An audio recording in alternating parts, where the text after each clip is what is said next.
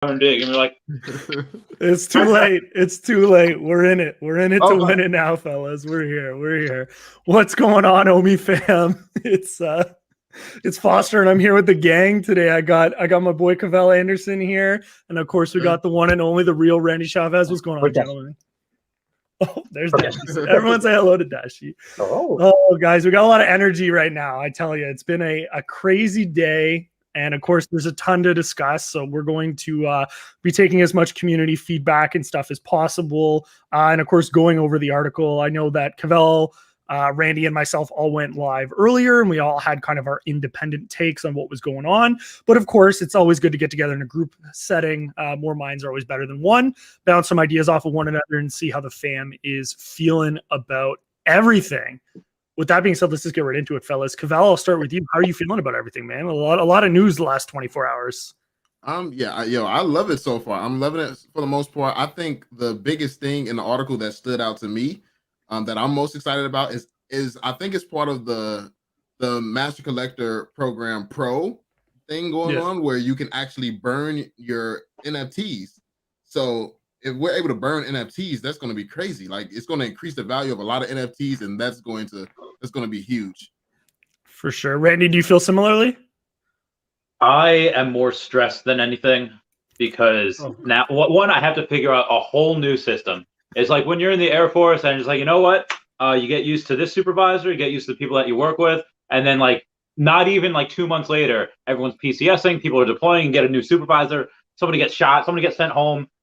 Somebody's like making alcohol in their tents and they get sent home as well. And now I have to get used to a whole new reality where not only is it just, okay, what is the OMI price going to do, and what are, it was separate but equal. But now that they said in the Master Collector Program that OMI Utility and the Master Collector Program are going to overlap, and I had to figure out how many points I'm getting per day versus how much is it worth really to go and get a second set of something, even if it's I think the Kripkins is the highest set because there's 10 of them, and you get like 19 points or something for it. But if you get the second set, it costs you like $1,000 to do, and you're only getting, I think, 30% of the 6 points that it gives you. So you're only getting like 1.75 points or something like that. And like that's going to be what, 300 something points, for every 6 months. So I have so much to figure out. Sorry, dude, no, there's so much to figure out. I agree with you guys. I'm going to put a link in the chat below so that you guys can see it. Shout out to Bravos Assassin. I tweeted about this earlier, but I'll mention it here in the live as well.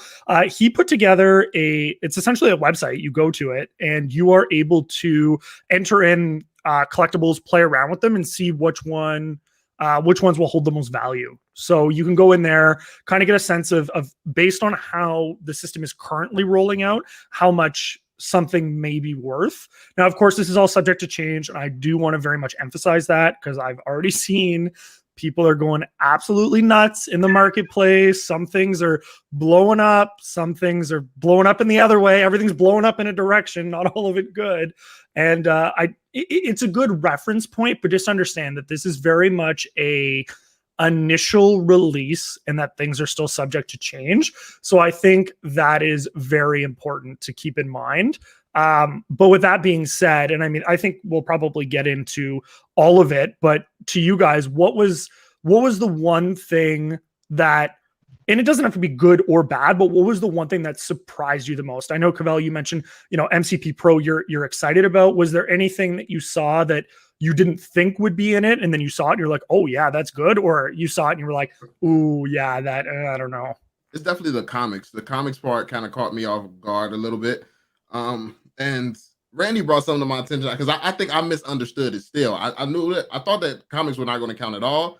And then they said it seemed like sets, you would be able to do it by set. But then I forgot. I think, what was it again? Like, it's just.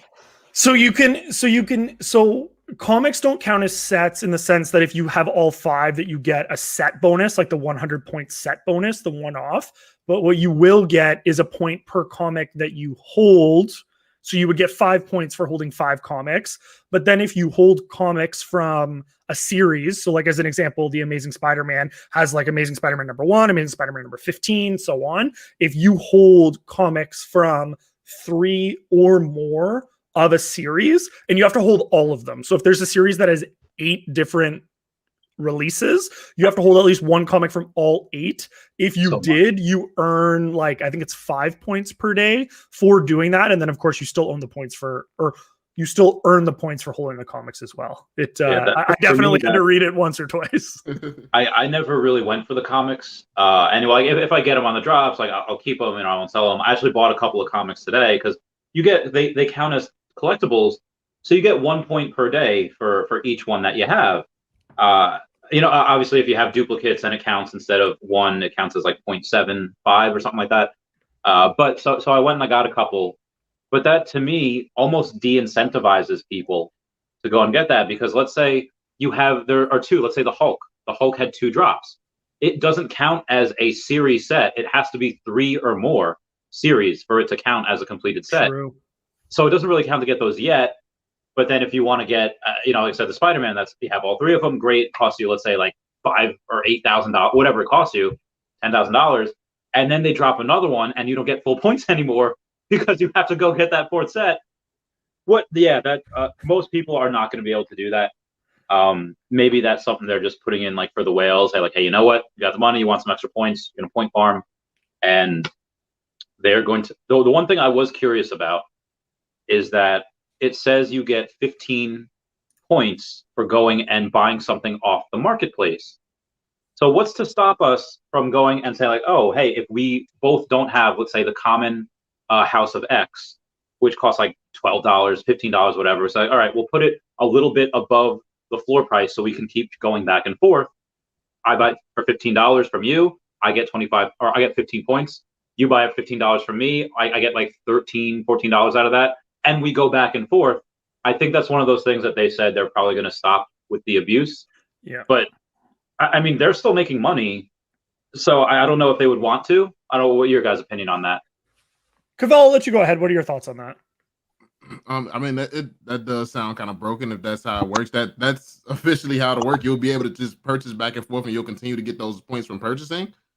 Or I think that they should definitely set up something so you can only buy something from one person, like maybe X amount of times. But at the same time, especially if it's the same comic. So maybe the same thing from the same person you can't do. But I guess if you go through your whole, say, so I want to sell a Rizzo this time, then I'm going to sell you a Todd this time. Like, how do you even stop that? Like, you can't really stop that unless you say only like, 3 transactions with one particular person per day or something. It's very hard to combat something like that. So I'm not sure how they would stop that. Yeah, and I mean, at the end of the day, I mean, I think there'll always be avenues that you can use to exploit in one regard or another. Like whether it be because you have more money than someone else or whatever the case may be. And I think if you're willing to take an 8.5% hit for whatever that comic is listed for, or collectible for that matter, every single time, I mean, at the end of the day, like VEVE's still a business and they want to make money. Like they're going to draw the line at some point with, okay, yeah, like if you're listing for $1 each time, maybe that gets flagged as like whatever.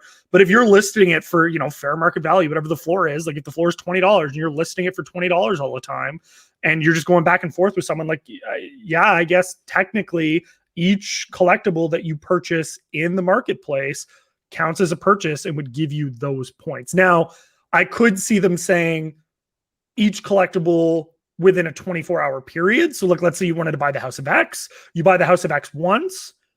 You can't then buy it again for another 15 points for at least 24 hours or something like that. You know what I mean? Yeah. I see them instituting that. And that is something that I've discussed kind of privately, obviously not on lives or just with members of the community, wherein, you get this 100 points for making a purchase that completes a set. So we talk about one of ones.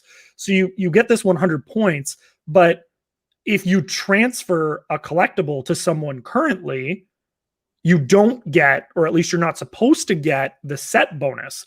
But I actually reached out to Reese, and I'm not going to quote him on it because there's a possibility that it'll change, but there is a little bit of confusion with that currently, and that has not been clarified as to whether or not you will be getting 100 points. Because conceivably right now, and I'll tell this to everyone in the community, because if it's broken for everyone, then they'll fix it. Right now, I could send all of my sets and collectibles to Cavell. Randy could send all of his sets and collectibles to Cavell. We could pool our sets together, give Cavell 100 points times all of the sets that we have, and then Cavell could just send us back the sets that we owned, and now Cavell has 100 points times however many sets that Randy and I have completed, and he now has 5,000 points. And let's say hypothetically Cavell's brand new, he's never used VEVE before, he's now jumping ahead of people that have been in for weeks or possibly even months. So and sorry, and just to not take that thought away quickly, because I do appreciate it and it never happens to me. So thank you so much for the super chats, guys. Javed, do you think VEVE should have some type of voting system to allow the community to decide certain things, making VEVE a bit more centralized? So I guess kind of like how like Shiba Swap has the Bone token as like their decentralized like voting token, and I think a couple other platforms do. What do you guys think about that? I'll let Randy take this one. Okay. I think it would be good to say like, hey, just to get some feedback to see what the consensus is. But to go and say like, oh, hey, what we're going to do is we're going to go and have everyone vote, one vote per account. What's to stop somebody from getting a new Google account and then making like 20 different profiles, buying like a Cryptkins or whatever, something that's for $10 or $20, saying, oh, hey, look, I'm not a bot. I spent money on this, and them getting 20 votes. Each person doing that, especially people that can afford it, I see a lot of abuse that way. So again, to get a consensus, sure, great, but I would not want, never underestimate a stupid people at large. Not considering any of us stupid, but just what if we make the wrong decision? What if we're making that decision based off the limited information that we have, not knowing what they have up their sleeves? That's just how I see it. No, I completely agree with that. I think that, with the article that was released, we do have a form that we can fill out.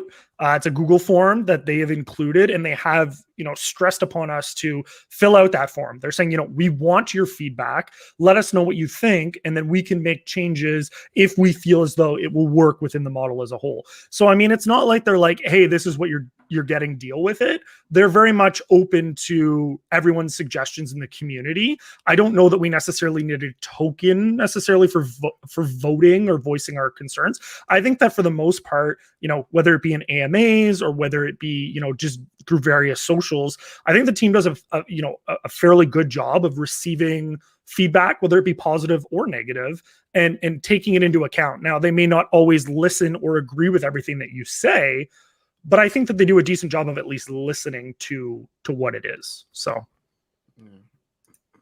and thank you so much, SoCal OMI homie, as well. I appreciate that. Let's go.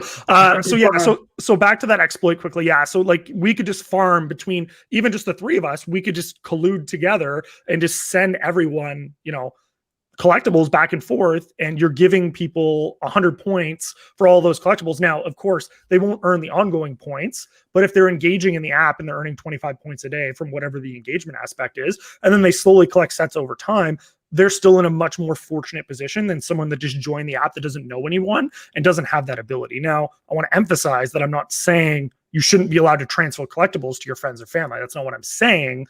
I just think that if you're going to transfer them because you want to give them a collectible, and this is a suggestion that I've put out, make it a timed release for the points that you earn. So yes, you can transfer someone a collectible. Let's say I want to transfer Randy a Peggy Carter, which completes a set. So he would get 100 points for that. I can do that, but he won't earn the 100 points unless he holds the collectible for more than 7 days. Okay. I'm not gonna want to give Randy my collectible just to hold on for 7 days, because now I'm not earning points on it for 7 days, right? So that way you're balancing, you're still getting the outcome, but you're not going through the official channel. So there needs to be some ramification. And what do you guys think about that? I think that's probably fine for, like, again, a Peggy Carter. I mean, after somebody, like, let's say if I didn't have a Peggy Carter and you send that to me and I get 100 points, it's a lot more valuable for me than for you to get that 1.5 points every single day for 7 days, so 10.5 points. And whatever that's worth to you, I can send you a couple gems for that to make up the difference. Why? Because I'm getting 100 points. Right. And then I just transfer it right back after that. So that's what about you, Cavell? I think that's I mean, it sounds good to me, honestly. I think that there needs to be some limitations put on it. One thing that did first cross my mind when I was reading some of it is the way that it can be used negatively. Now, I know that the whole bot situation has been handled. A lot of accounts got banned and stuff like that. Yeah. They locked down a lot of people, and that's good. But I mean, you can't. People are going to find workarounds and stuff like that. And one thing that I see, I think a lot of people were talking about like a raffle system or something like that being the solution to everything.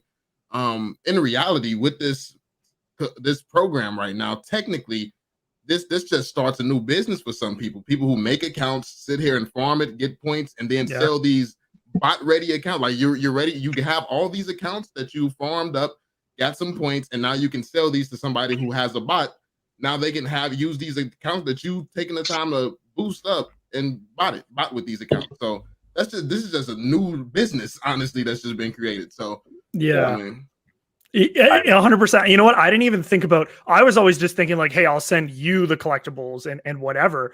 But now that you're saying that, like, yeah, I mean, conceivably, I could just create accounts on a secondary device, a VEVE account, which takes 2 minutes to create, and I could send all these collectibles. I could have 100 counts lined up, and then someone could come into the community, and I could just sell them. Hey, accounts ready, 5,000 MCP points with your name on it. If you I definitely think that it's something that they're going to need to address, and that I imagine will be addressed. Because, like I said, like if we could figure this out in 2 seconds, there needs to be a caveat to it, right? And maybe we don't have access to what that is, and maybe they'll release it at a later date or time. But it's a little, it becomes a dicey proposition. I could see that if they go right away, because there's probably already people maybe trying to do this. But if they go and they say, hey, let's see where these go, because they can confirm everything on the blockchain, and they could see, oh, who sent who to where. This person sent it to this account, and then sent up. They pass away through 5 accounts, made it back to themselves, sold those accounts. They do it again, like, oh, hey, you've done this X amount of times. Yeah. No NFTs for you. Bringing down the hammer. I like it. Now, do you guys think on the opposite side of the spectrum? So obviously we've acknowledged that is a concern that will likely need to be addressed. But let's say hypothetically it's not addressed, or it's not actually a concern that we think that it is. Do you believe on the flip side that the incentive of whatever it was, 35 points for buying in the, 35 points for buying in the, 25 points for purchasing in the store and 15% for buying in the market, is that enough of an incentive to prevent the average person from transferring? And when I say the average person, I mean, Cavell and I both hold Lucky. We'll call it $3,000, which is low, but we'll call it $3,000. Yeah, I could earn maybe 3 points a day for it, but I could also save $200 or $300 by selling it off of the app. For the average person, are those 2 or 3 points extra a day that you're earning, and the 15 points from buying it in the marketplace, which you can earn in under a day just based on in-app activity, is that enough of an incentive to prevent people from doing deals off the app? What do you guys think? Not at all. I don't think so. I think that I don't think that it's worth it to do it on the app. I feel like people are going to take the profit over this system. I feel like it's too easy to. Well, the incentive is too low. Like these points, like that's what I was looking at earlier. Which one was it? I forgot. I lost my train of thought. But yeah. No, it's okay. Yeah, you were looking at the comics earlier in the secret rares, and we were talking about that a bit, and it was off. What do you think, Randy? Yeah, I think if somebody that put in $300, this year, and suddenly their stuff is appreciated to thousands of dollars, and let's say that they've never been able to take their family on vacation before because they couldn't afford it, living paycheck to paycheck, and now suddenly they're able to go to Disney World, or they're able to go to like Hershey or Dorney Park, and okay, well, I could continue keep getting these points, which maybe I'll be able to cash out at some point. Maybe if I go and bet them, maybe I'll get another collectible guaranteed. But I think a lot of people are going to go and say that, hey, you know what, bird in the hand type thing. I can do something that, while you have it. But again, how many of those people are going to be drowned out by the plethora of people that are coming? Like Altcoin Daily just did a thing, not a whole video, but mentioned us in their video. BitBoy just mentioned us in their, just all because of Disney. We didn't have to do anything. Like, these aren't the partners that OMI has. It's not George from Crypto R Us. It's not anyone else. It's people that are just making the stuff on their own. So how many other people are going to go and say, oh, all right, paper hands, give me all that? I think Jeremiah Aoyang just tweeted out before, and this is how much money some people have. A lot of people think that I'm a whale, and I kind of am. But somebody just bought. You're kind of just a little bit of a whale. Well, I am writ small by account 0x9B5A5C, who bought Punk 9,998 for 124,457 ETH, which translates to about $532,414,000, about $500 million that they just bought it for. So there are, and obviously that's 1% of 1% of 1% that has that type of money to spend on an NFT. But also, there are people that are ETH rich. You have that person that spent $8,000 on Saitama last year that has $5.7 billion now. I'm sorry, not Saitama, Shiba Inu. So there are people that have this money, have no idea what to do with it because people have never had money before. So I think the people that have it here now, yeah, a lot of them are going to sell just to cash out, but there's going to be that many, like 5 or 10x as many people coming in to buy it. I mean, you see it already with some of the comics and the Marvel Mighties that were never above like $12 or $14 are going for like $17, $20 now. See it already just with us. That's just my opinion. I gotta get some water. I'll be right back. You're good. So I guess with all that in mind, because I mean, obviously I'm sure we could nitpick the whole program and find flaws. I mean, you're going to find flaws in anything if you look hard enough, right? So what are some of the most obvious solutions that you guys see to the problems that you've identified? So as an example, we talked about the transferring of collectibles to and from accounts and still earning the 100 points. Stefan and a couple of people brought up a good point. They said KYC fixes this. So in principle, I would agree that, one account per person if you complete KYC, but I also look at KYC as a pretty significant barrier to entry for mass adoption and for the average user who just wants to come on and check out the app casually. They don't want to have to verify their driver's license and do all this kind of stuff just to even download the app. So I mean, short of KYC, like, do you guys see any solutions to either further incentivizing the in-app trading or discouraging people from trading outside the app? Because I mean, we know that we have points that we earn for buying stuff in the store, but like you said, if for me as an example, I got a $7 comic book that's worth $10,000 now. That $10,000 for me, I mean, don't get me wrong, $10,000 is still a lot of money to me, but to some people that is literally life-changing money. I mean, if they have to give up $900 to sell it in the secondary marketplace, like, they don't care about master collector points, right? Like, they want that extra $900. So we need to balance this with, well, the licensors want to make sure they're getting their royalties, which is obviously what OMI is trying to ensure, because if people aren't doing that, then the licensors aren't going to want to make things interoperable, which is going to cause a bunch of other headaches. So what are some other incentives that you could see them putting in? I mean, we have this MCP Pro thing coming out that we know will give us some additional stuff. Like, do you see any of these factors, the being able to display your mint number and your rarity in your showroom, being able to burn collectibles? Like, are these the type of things that are going to incentivize people to use the app as intended, you think? So the reason why I don't think so is because I have learned through board games where you say, like, oh, if I can calculate this move, even though I don't need this particular piece of oil for this machine, I'm going to get it so that this person isn't able to get it. Right. Even though I've learned that there is, okay, just focus on yourself. If you want to play that game, sometimes it works, sometimes it doesn't. You're wasting your own turn. There's going to be a lot of people that are going to come in and say, like, they're going to look at the Mermicornos and the Unicornos and then say, like, oh, well, in this particular set for the commons, there are 9,500, but in this set, the commons are 5,500, like with Stelina.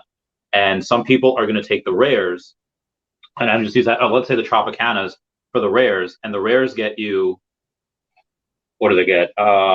Just an extra 0.2. Yeah, it's like a 0.2. Yeah. Yeah, which is not that much, but some people, which they're going to take some of these that aren't that expensive, and they're going to buy like 100 of them, not for the points, but just so that other people can't complete those sets, and other people can't make that way in the Master Collector program. And I think that the people that have 100 different type of Stelinas, or maybe 50 Tropicanas.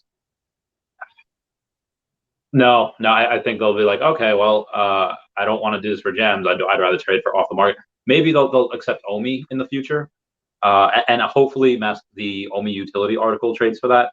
But that's just another issue I see, and right now I'm not seeing a clear solution. Cavell, how do you feel about all that?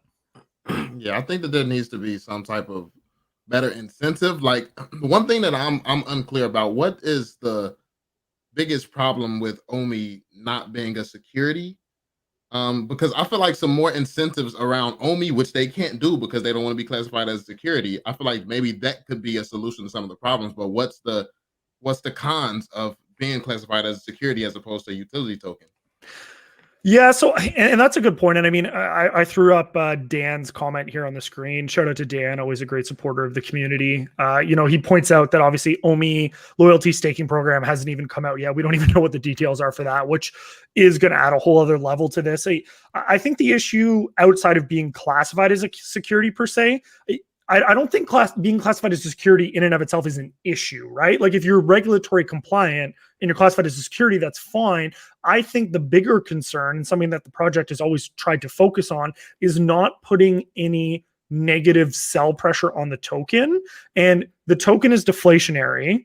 So it's not like they can mint more tokens to reward users. So they either have to use buybacks, and instead of removing them from circulating supply, they have to give them to users, or they have to use their business development fund to give to users. But either way, if you give it to us, we're going to sell it, right? Like we want to make money. So if you give us money, or you give us coins that can make us money, we're going to sell it for money, which puts negative sell pressure on the token. So I think that, in my opinion anyways, will be the biggest thing that discourages staking OMI for OMI, or rewarding people for OMI for certain activities, even outside of the securities aspect. I think that they want to do everything that is humanly possible to reduce the circulating supply and continue to put positive buy and burn pressure on the token. And I think that unfortunately, because as awesome as it would be, like we would just sit here and be like, oh, you're going to give us more tokens. Great. But it's actually working against us for the amount of tokens that we'd be really receiving. Like, yeah, like, cool, OMI gave us 1,000 tokens, which may be worth $1,000 one day, but great, they did it to 1 million people, and now there's an extra 100 billion tokens that we don't get to burn, or that people are selling, and it's causing the price not to go up. So, yeah, I don't know. What do you think about that, Randy? A point that I just thought of was that a solution, I think, to having stuff sold on the app and not off app would be, honestly, I'd like a Coinbase or a Binance listing, because even though like the 8.5%, like if it's Marvel, 8.5% as opposed to 2.5%, that is still cheaper than eBay, and it's still cheaper than than OpenSea. So if they decide to do it on the app and they lose even to 8.5%, and they do it for OMI, and they go and they take OMI, put it on the exchange, and then they sell it. It depends on how much the fee is on that Coinbase or Binance for transferring. I'm just having an attack. I don't know what happened. You're good, man. You're good.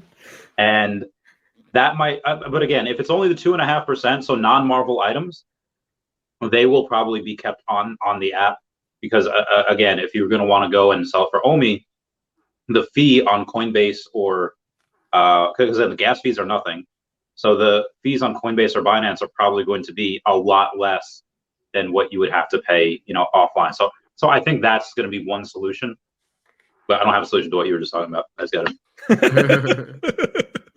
And I kind of want to hammer this home to everyone that's watching right now. Thank you to the 85 people that are tuning in right now. We really appreciate it for hanging out with us here on late on a Thursday night. But it's interesting because you can propose a solution that ends up just creating 10 more problems, right? And I think that's what people fail to see when they look at this program. And I saw a couple of comments from people in socials, and I try and keep my cool and remain, forever it's worth, professional on social media. And I try not to lose my cool too much, but like I saw some comments, people are like, they worked on this for a month and this is what they came up with. And I'm like, do you know the level of complexity that this has? Like, you make it sound like they just put a couple numbers on a screen and said, be happy with it. Like, there are so many levels and considerations that come into this. And yes, at the end of the day, it's not going to please everyone because it's physically impossible that it will.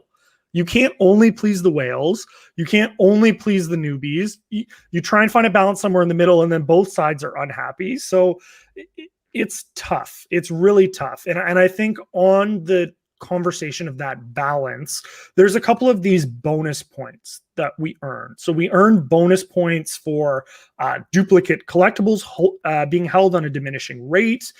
We earn bonus points for rarity of a collectible, for rare, ultra rare, and secret rare. And we also earn bonus points for low edition, that being collectibles with a sub 150 mint or digital comics with the first 150 available. What do you guys think about some of these bonus points that are being offered? Is it enough? Is it too much? Where do you guys sit on that? I think that honestly, some more bonuses could be given. I think that like completing multiple sets and stuff like that, maybe they should do more time-based stuff. So like if you're holding a collectible and you've been holding it for a while, maybe you unlock some additional gains there. Like if you've been holding something for like a couple of months or maybe a year or something, you should maybe, instead of getting like you get two full bonuses for 2 sets if you got 2 sets, as opposed to like just the way that it is now. I think that you kind of deserve it if you're collecting multiple sets and stuff like that. You're still collecting. You deserve. I think you deserve a little bit more, in my opinion. But yeah, I agree with that. Something that I've noticed is that a bunch of people that have been on the train of getting like multiple ones, like again the Peggy Carter one, the Superman one, each one that completed a set on its own. I don't think it was really thought that we would get less than full points right just off the second one. Like they thought, I think probably they would get, oh yeah, the first 3 sets that you have will get full points, and now you see a bunch of Supermans flooding the market. You can get it for like $9.75 now because people have like 10 of them. So I was like, oh, okay, probably not the best in hindsight. So a lot of them being sold. So there are a couple of deals that I think people are getting, which is good. Again, they said that OMI will probably overlap with this, so I'm really curious to see how that works. But yeah, I agree with Cavell. Like if this is a collector's app, like made by collectors, then you should get rewarded for hodling, to having those diamond hands and getting hold up for a year or more. I had a lot of people in the Professor Utonium gang call me paper hands because I wasn't going to complete that set because Donnie's like impossible to get. So I was like, all right, well, I'll sell Professor for an Alligator Loki, which is a secret rare, and it completed that set. Now I think somebody that held a Professor Utonium for 3 months or 6 months or longer should probably get more points than I did for holding it for 2 months. Just my opinion. Yeah, and I think, the points being retroactive and being able to earn points back from the date that you first acquired a collectible, I like that. I think that is a good addition, and I think obviously a lot of the OGs will be happy with that as well. I think one of the things that I've always had issues with and struggled to come to terms with was not all collectibles are created equal, not all sets are created equal, but it feels like in the MCP, all collectibles are equal and all sets are equal, right? Like Peggy Carter is a rare, right? Cost $25 on the drop. There was 6,000 editions. She earns more points than a Superman, which is not I'm not going to argue bigger IP or anything like that, but I mean, Superman is Superman, right? Like, slightly more editions granted, but because it's an uncommon, it earns less points than Peggy Carter. It's a 1 of 1 to complete a set. So it's actually the least valuable collectible to hold for MCP right now based on points per day. So yeah. I hold a Superman, that's fine, but I can complete, and I saw someone posted this on social, you can complete the entire Star Trek set for the same price that you can buy a Peggy Carter, but the Star Trek set and the Star Trek set is worth 4 times more points than the Peggy Carter is for MCP. Good point. So they both like the con exclusives. So there aren't any that I know of as of yet, and that's another gripe that people have had. They've said, well, a con exclusive, but and here's the thing that I struggle with is we end up going down a slippery slope very quickly, right? Like, well, why isn't there a bonus for this? Or you know, I bought this in 2020. Why isn't there a bonus for that? Or I bought this in season 1, not season 2, so I should get a. And I think that we like where do you cut it off at that point, right? Like that's the thing that I struggle with is like, okay, so you want to give, you know, more points to, you know, collectibles that were purchased in season 1, and then you want to give, you know, more points to collectibles that, you know, have lower mint numbers or have a higher rarity. And then it's not even about the collecting anymore. It just becomes a game about how can I game the system? And Mark made a great comment about 10 minutes ago in our chat. He said, I look forward to the time when, you know, we can just kind of get back to collecting, because I feel like this is very much going to, and I think we all have to sit here now, and instead of going like, hey, I really like my Superman, I want to hold my Superman, I have to go, I like my Superman, but does it make more sense for me to sell my Superman and acquire, you know, 2 Star Trek sets, right? Like, and I don't want to have to feel that way, and I don't really know what the solution is to that. The sub 150 mints, getting an extra half a point. How do you guys feel about that? Is that enough points for a sub 150? No, I mean, I don't. Yeah, I don't think so, honestly. Because you spend a lot of money for that. So if you're rewarding people for collecting and doing that type of collecting, because that is special, I think it deserves a little bit more than that, in my opinion. Yeah, I think it does too, because it's really not like you're spending so much money for that, you know, that lower mint. And you can make the argument, well, the resale value is pretty high, which it is. But I mean, I guess I look at it that way as like, it not as much incentive to go and buy that because it's not many points. But at the same time, it's like, well, I guess we should probably be thankful that we're getting something for it outside of the fact that we're getting something that's really, really, really good. But something that Sleep in Comics just brought up about burning collectibles. Most of us here are probably they would maybe burn like 1 or 2. Like I have like 5 Selenas. I had a bunch, and maybe I'd burn like 1 or 2 of them just to get a bunch of points or whatever. But how many people are like the Joker? How many people just want to watch the world burn? How many people will go and spend $10,000 or $20,000 to buy a bunch of, let's say, Jake the dogs or Finn, and then just burn 1,000 of them just to like maniacally laugh? Like, there are sick, twisted puppies out there, and there's more than one. So I'm really curious to see where that goes as well. What are your thoughts on that? I mean, yeah, that could be a problem. I mean, it's just a lot of things that could go pretty bad with this. But I don't know. Is it people really willing to do that, to go to these extents? I mean, well, I know. As long as I've been in the community, I know that there is. So I don't know. Like, what can you do? Like, do you not offer that feature? Do you not offer that ability? Because I think ultimately it does make whoever's holding it a little bit more valuable, I guess. So yeah. Like I brought that up in my live stream earlier as well. I was like, you know, like if I hold 5 common comics and they're all worth $10, and I can burn 4 of them to make my 5th one more valuable, it may make sense to do so. But I also need to know that when I burn 4 of them, the 5th one's going to be worth at least $50. Or else for me, from a financial standpoint, it doesn't make sense because I was holding $50. And if I burn 4 and the 5th one's now only worth $15, then I kind of just threw away $35. So like, I get what Randy's saying. Like some people, for the sake of it, may just burn collectibles to watch the world burn and kind of make it happen, which in turn is really benefiting everyone that holds that collectible, because you're now creating scarcity, which makes each individual collectible that's held more valuable beyond that, which I think is a great thought. I just like, don't know how it'll play out. It's like, could you imagine, like, I assume you guys know like what 4chan used to do to like Club Penguin, like getting it shut down because of all their tomfoolery in there. what the Cavell knows.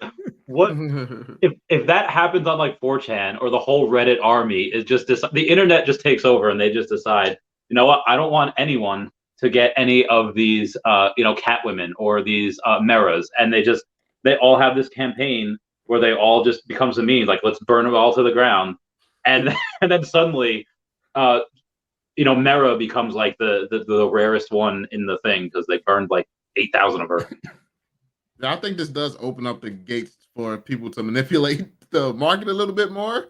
Like, let's say you take a collectible with a bunch of mints, then you just somebody who just has a ton of money to blow, they buy up the entire supply or something, burn a whole bunch of them, and then they set the price for everything that's in the market.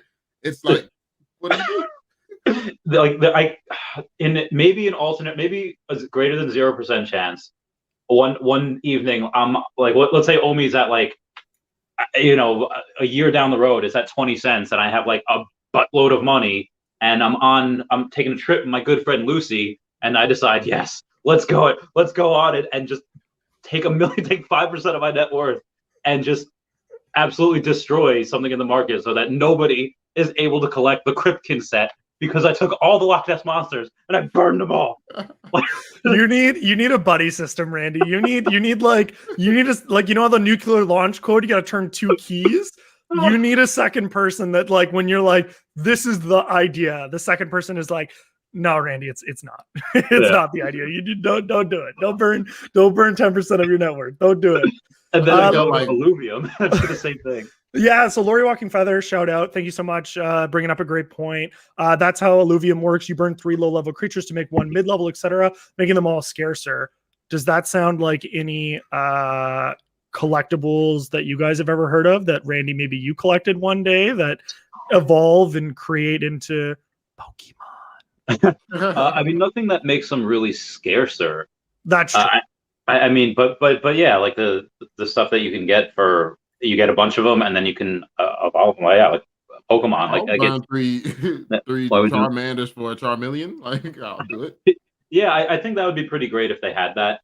I think that would be pretty great if they go and because again, if you put in 100,000 Charmander and you need let's say 5 of them to make a Charmeleon, and then you need 3 Charmeleon to make a Charizard. Okay, well you need 15 Charmander for 1 Charizard, and even at 150,000, that's only 10,000 Charizard. That's nothing. So, and that's a lot. That would have been the biggest thing that they've ever had as far as mints go. It's for sure. And shout out to Taps Trades. Thank you so much. I mean, obviously shout out to everyone, but Taps, great content creator in the community. He brings up a great point. Obviously, this is the first look article. So this is why it's important to have these types of conversations. You'd be surprised what, a Comey, their guys will do when it comes to listening to community feedback. I wouldn't be surprised if one of them was lurking in the background right now. No confirmation or anything, but these Dashy, is that you? Is it you? But these things happen, right? They really care about what the community says, and they'll always listen to the feedback. So just remember that, right? Like they very much want to hear our opinion and feedback. And of course, the AMA tomorrow at 3 p.m. Central or Pacific, 3 p.m. Pacific time? Yeah, 6 p.m. Eastern Standard Time. 6 p.m. Eastern Standard Time. Thank you. I'm Eastern, so anytime I give a time frame that's not in my own, I get confused. It's important to remember that this is an iterative process. So don't do any panic crazy things. And people are doing crazy panic things in the market right now, which of course, I mean, it's your money, you do what you want with it, but just understand that you may regret selling that that Superman for like $800 when it jumps immediately back up when they change things. So yeah, I think Project Little Rock just actually made a good point. He says licensors wouldn't permit the NFT burns because of their loss of revenue from each resale. How do you feel about that? Oh, Randy, go ahead. It might be similar to getting stuff on OpenSea, like when Frank Kozik was asked out on Instagram. It's like, yeah, we're working on it. They might just have a couple of things be able to have that burn ability before other people get on board, and then other people are like, okay, well, because again, if you're burning a whole bunch of their product, that does make the rest of their product worth more. So even though they're not getting as much from the 8,000 sales, like for the 200 sales that go on, they're going to get a bit more of it. So I don't, I mean, there's really no, they can say that, but what's to stop somebody from saying, oh, you're not going to let us do that? Okay, well, I'm just going to buy up all of them and then not sell them again. They'll be like, it's like Michael Jackson getting the Fat Albert cartoons. It's like, okay, you know what? I'm just going to buy these and no one's ever going to see them again. Like, you just, you know, so I think that it will probably come out in phases. Some people, some companies will be able to say, yeah, go do it. You know, it's your RIP, we license it out to you, and then that'll get other people on board, I hope. Yeah, I mean, what people need to remember as well is, like, you say that the licensors won't allow you to burn the collectible because it's their IP.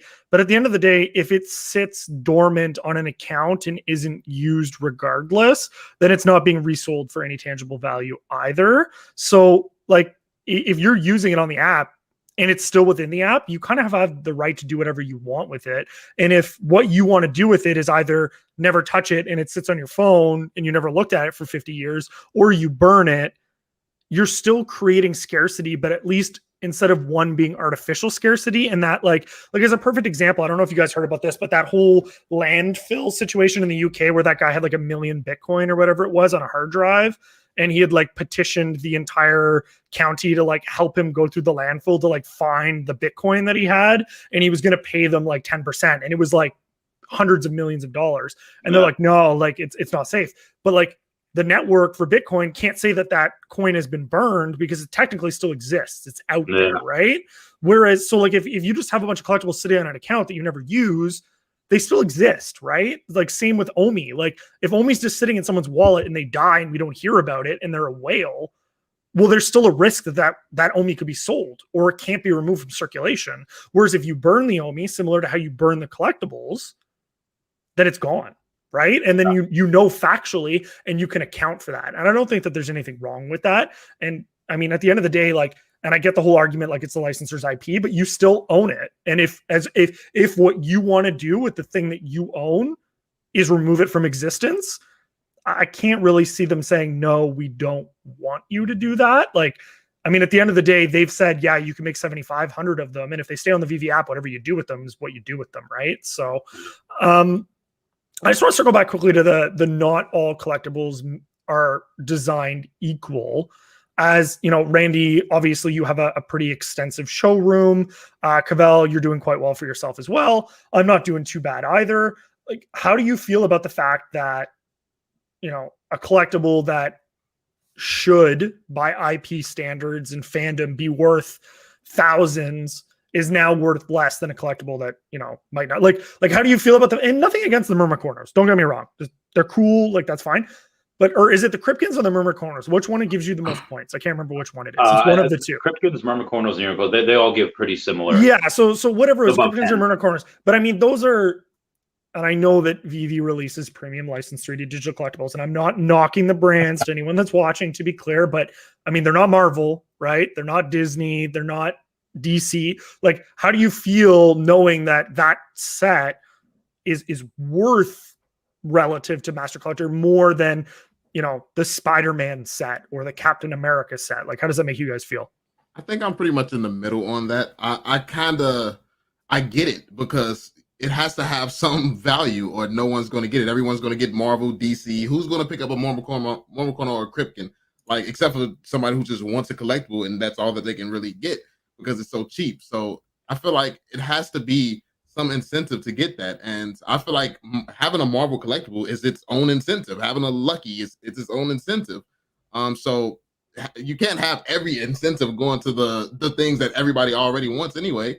You have to have a reason to get some of the lower stuff. So I feel like them trying to create that balance so you can pick up some more Myrmicornos and things like that.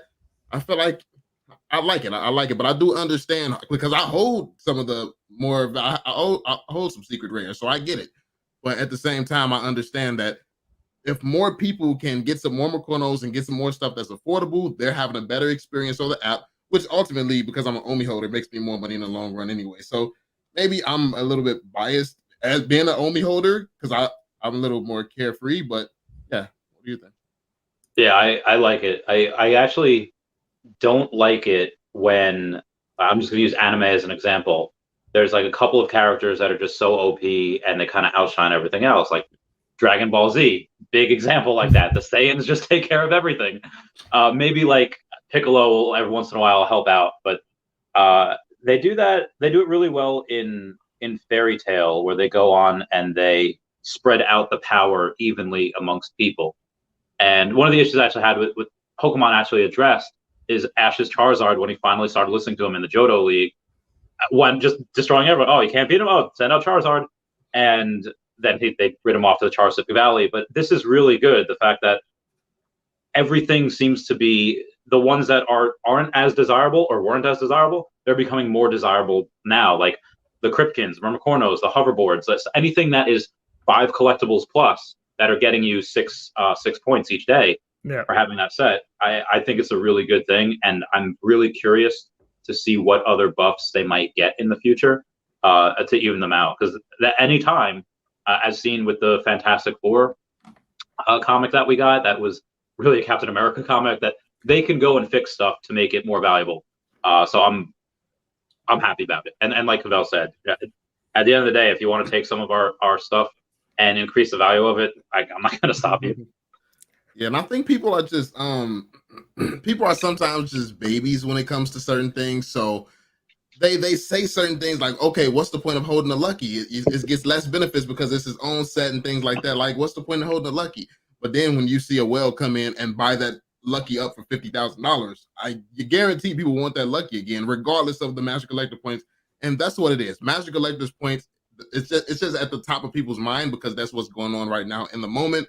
But the value of these other collectibles is still going to be there. That's still the first appearance of Spider-Man. That's still Lucky, kind of exclusive. These collectibles still hold that same value that it's always held.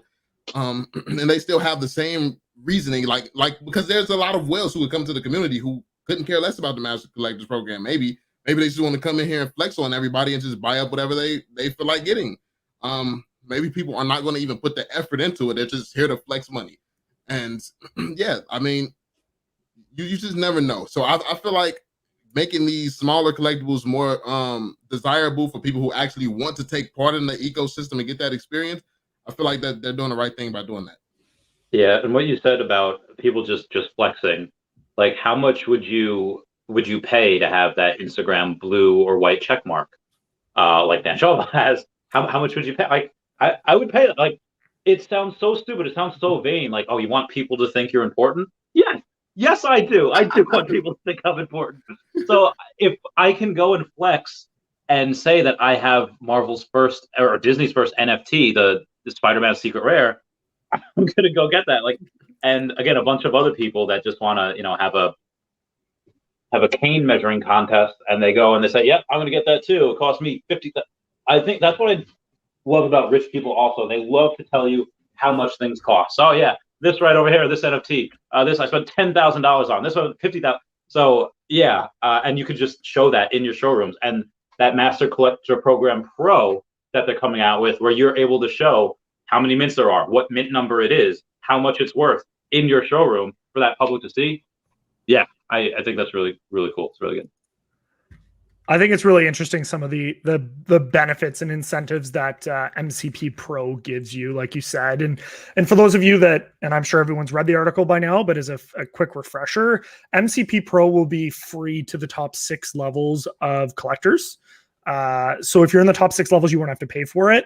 If you're not in the top 6 levels, you don't have to pay for it. It's not mandatory, but it will essentially give you benefits. And so some of the benefits that it'll give you is like a small percentage bonus on all points earned. We don't know what that percentage is yet, but any percentage obviously counts. Exclusive MCP Pro badges to display in showrooms, profile badges. I think one of the big ones is displaying the rarity and edition number next to collectibles in showrooms and AR. The auto bid feature for market auctions, which I also think is a very interesting takeaway. Access to exclusive content, of course, whether it be accessories or collectibles. And then I thought it was interesting that burn collectibles for points is only available for MCP Pro users. And originally when I read that, I was like, oh, weird. Why are they making that like a paywall thing? But I when I thought about it later, I was almost like, is that to prevent bots from securing these drops and burning them out of existence, you think? Like, does that have any role in it whatsoever? Or like, why do you think you need to be an MCP Pro user to burn collectibles for points? Because I don't see the connection between, like, maybe it's just a thing that they're like, hey, we'll throw this in. But like, why can't just a normal person burn a collectible for points? I think, and I could be wildly off here, but you know how like sometimes when people go on online dating, they say like, oh, okay, yeah, if you want like trash, go on like, Tinder and Plenty of Fish, the apps that the real Randy Chavez was on. But if you want like good quality dating, you're probably going to want to go on like a Match.com where somebody has to pay for that. So somebody at least has the money to pay $30 a month, whatever. So I think maybe what they're thinking is that, okay, maybe it might mean more to some people, or you want it in people's hands that have the money to pay to burn. Now I said it out loud, I realize how utterly ridiculous that sounds. So I apologize for making you all dumber for having listened to that. And if anyone else that hasn't seen me live, this is pretty much what my live is I just say whatever comes to my mind and regret it as soon as I say it. Hey man, that's why people are here. I don't know, Cavell, what do you think, man? I'm not sure. I actually haven't thought about that. I didn't think about that. One thing that I did think in correlation with that, one thing that was said was people think that should be bought, that the membership should be paid for in OMI. It should be an OMI exclusive thing. Now that would be sick. I think that does add some great utility to OMI, only being able to get pro using OMI. So I mean, I would like that, but yeah, as far as the I would love that. Something I do like about it though is that I almost see it. I hate taxes, but I like it when it benefits me. Where I like the fact that you have to pay to get into that Master Collector Program Pro, hopefully in OMI, and then you basically have. It's like when people go and they pay the owner of this apple farm so that they can pick their own apples. They don't need employees. They pay so they could go do the work. We are having people pay in a Comey, or pay a Comey the OMI to get burned so that they can take collectibles and burn. Like, I love that. I love the idea. Again, I don't know why they're having it. It's just a small group of people, but I like that it's happening. No, definitely. I agree. And I love that they're branching out different incentives for different things. I'm curious what you guys think about, obviously the Master Collector Program information, preliminary, and I want to emphasize this to people, preliminary information has been released, still subject to change. We haven't heard anything about OMI utility yet, though. We know that the OMI utility article is coming.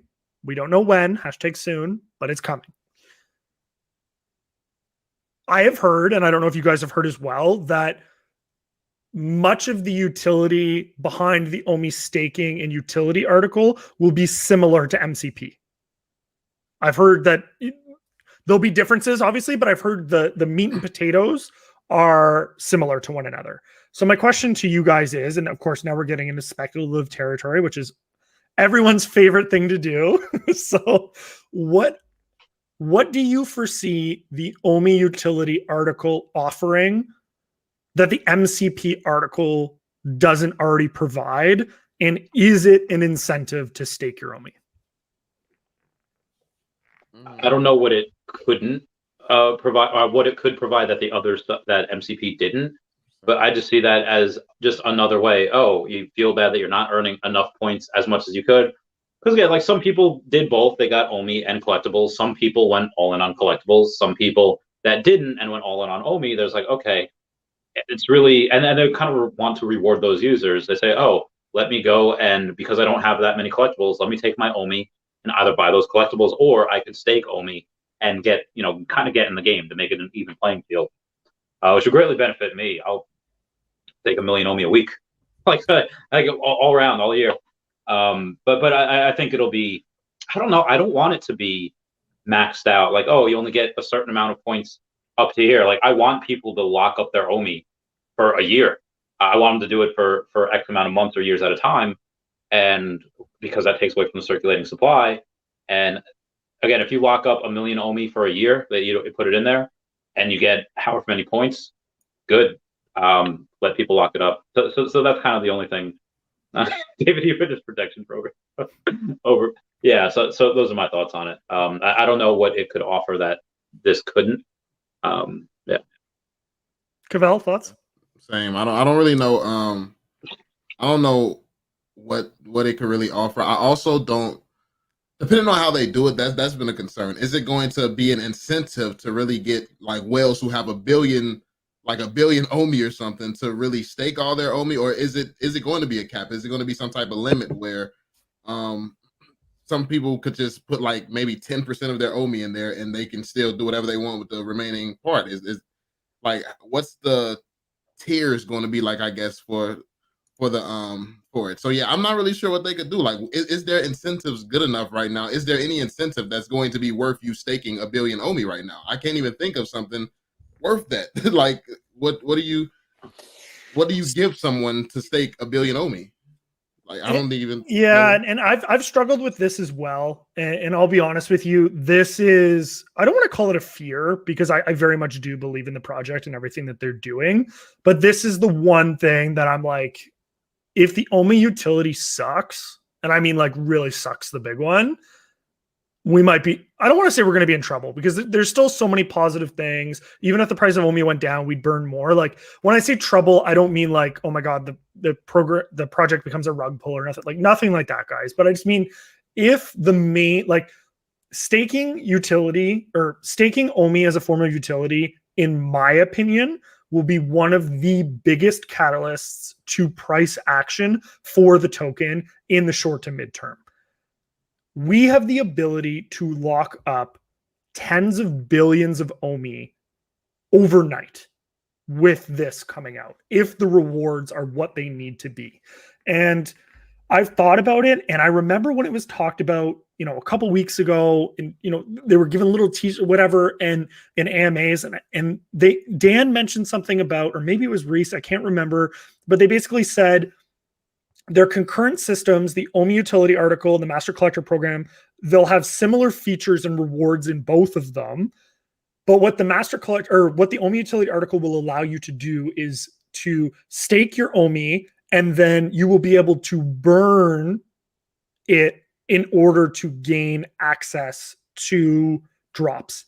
And that really bothered me, because I feel like if the system is similar to the master collector program, where you're burning your points to gain access to a drop, in the current program that we have for master collector, if you wager your points and then you don't get access to that drop, you still lose your points. Yeah. Which is a point of contention, and we can talk about in a bit. But with the OMI utility, so now you're staking your OMI for the opportunity to be able to burn OMI in order to gain access to a drop. And I think, Randy, we talked about it on a live a week or two ago, and that never really sat right with me. But now that the MCP article is out, it kind of just dawned on me today, what if what they're referring to when they're saying burn, they're not referring, when they say tokens, they don't mean the OMI token, they mean the same points that you're earning for MCP, you're also earning on a concurrent system for staking your OMI, and you're burning those points in order to get access to the drop. The liquidity is still locked up. You still have to have your OMI locked up for a certain period of time, but you're earning points for having that locked up. And then similarly to this drop system with the MCP, where you wager your points, you would do the same thing with the OMI utility. You would wager your points and you would still lose them, mind you. Like, you wouldn't get them. It'd be the same process, but you would earn whatever points for how much OMI you stake. I'm hoping they do both, because if they do, you could, all right, stake your OMI, and then you can go and get points for that, which incentivizes the staking, and then have something separate for, because again, you have to use those points to be able to go. You have to use them within 6 months. So if they decide like, hey, I'm saving these up, and let's say there's really not something that they really necessarily want, but their 6 months is coming up and they have to spend those points, so they do. And as they spend those points, suddenly 2 weeks later, now that they have almost no points again, and a drop that they really, really want comes out, I think they should be given that opportunity to not only, yes, have their OMI locked up in stakes, but to take some of their OMI and to bid on something. Because again, you only have to reach let's say if there's 10 spots open and there's 100 people going for it, they said before, you'll be able to know how many people are going for it. All you have to do is be in the top 10. Depending on how much OMI is at the point, I don't mind staking, or I don't mind burning a lot just to be guaranteed a secret rare Pokemon card or whatever it is. So I hope they do both, because that incentivizes staking for the points and it incentivizes burning OMI. And like we tell people, don't put in any money unless you're willing to lose it. Don't gamble and bet your OMI on something that you're not ready to get nothing for. Only do it if you like going into it knowing that, hey, I could be sacrificing 100,000 OMI for absolutely nothing. But then again, that is going to make such a big burn when you have 100 people going for something, only the top 10 get it. All of it's burned anyway. I hope that happens. And I hope I never get it. I saw one from go for it, Cavell. That message from Mark was actually interesting. He said the early access to land, the higher the OMI you stake, that I think that would be a big enough incentive. That would be huge. I completely agree. And I know that this may be an unpopular opinion, and you guys can yell at me and correct me if I'm wrong. I'm sure the people in the comments already will, but I feel as though it is I'll take an example, whales. Okay. There's a ton of whales with OMI tokens. We know this already. In my example that I just provided, if you're earning points for staking OMI, it's not burning the OMI necessarily from circulation, but you're earning points for having it staked. So it's removed from the circulating supply, which you can then in turn use to try and secure drops. We know that a lot of the secret rares that come out nowadays have 1,000 editions. Let's say that they say 20 editions are available for the OMI utility and 20 are available for the MCP or whatever. I would be, and this may be an unpopular opinion, I would be okay with foregoing the opportunity of getting one of 20 secret rares every single drop if it meant that 20 people who all have 1 billion OMI are staking that billion OMI. Because that reduces, let's say we have 200 billion OMI and each of them stakes 1 billion. That reduces the circulating supply by 10%, which is massive. So, and I know people may, well, no, the whales, we're not supposed to benefit the whales, but the whales are still here. Whether we like it or not, they hold all of this OMI. So what can we do to incentivize them to not dump on our heads and thank them in a sense? And I had this conversation with the Todd father, who some of you may know, Stevie Phil, who recently sold 40 million OMI and went all in for his collectibles. And he felt very similarly when we threw this idea around to one another a couple of weeks ago. He said, if you want to incentivize the whales to stake their OMI, and it means that they get, so instead of out of 1,000 collectibles, there's now only 950 that we can go for. What's that really going to change when we have 2 million people on the app? Honestly, right? Grand scheme of things, are you really going to go, oh, well, I would have been one of those 50, 100%? Come on, guys.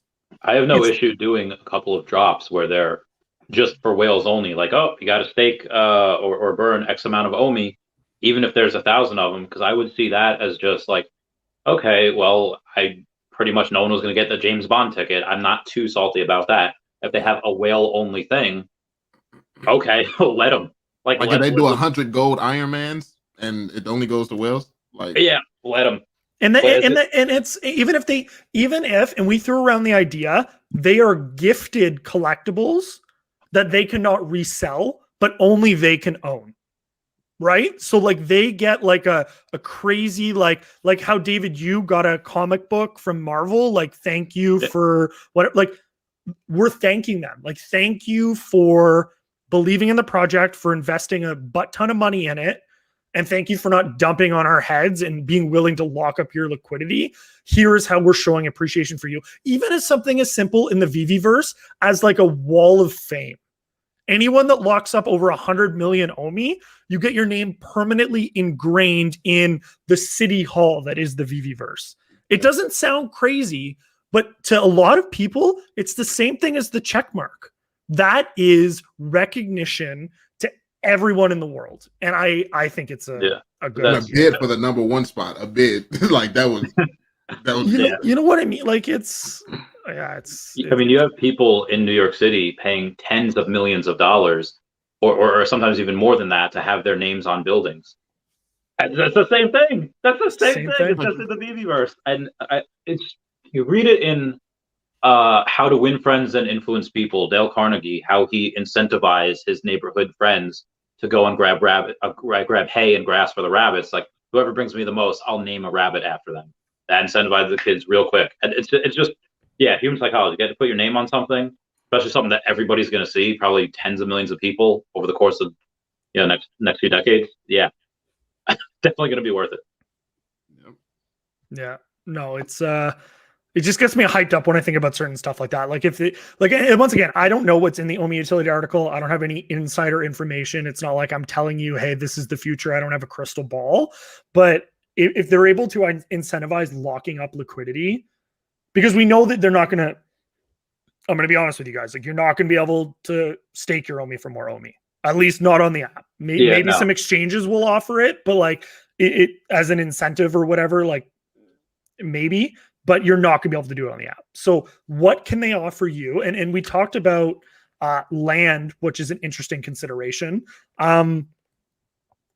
So early access to land, how do you guys envision that land rolling out? Like, do you guys see it being like blind box format, or do you see it being like, hey, you want to buy Trump Tower version right in downtown? It's going to cost you this amount of money.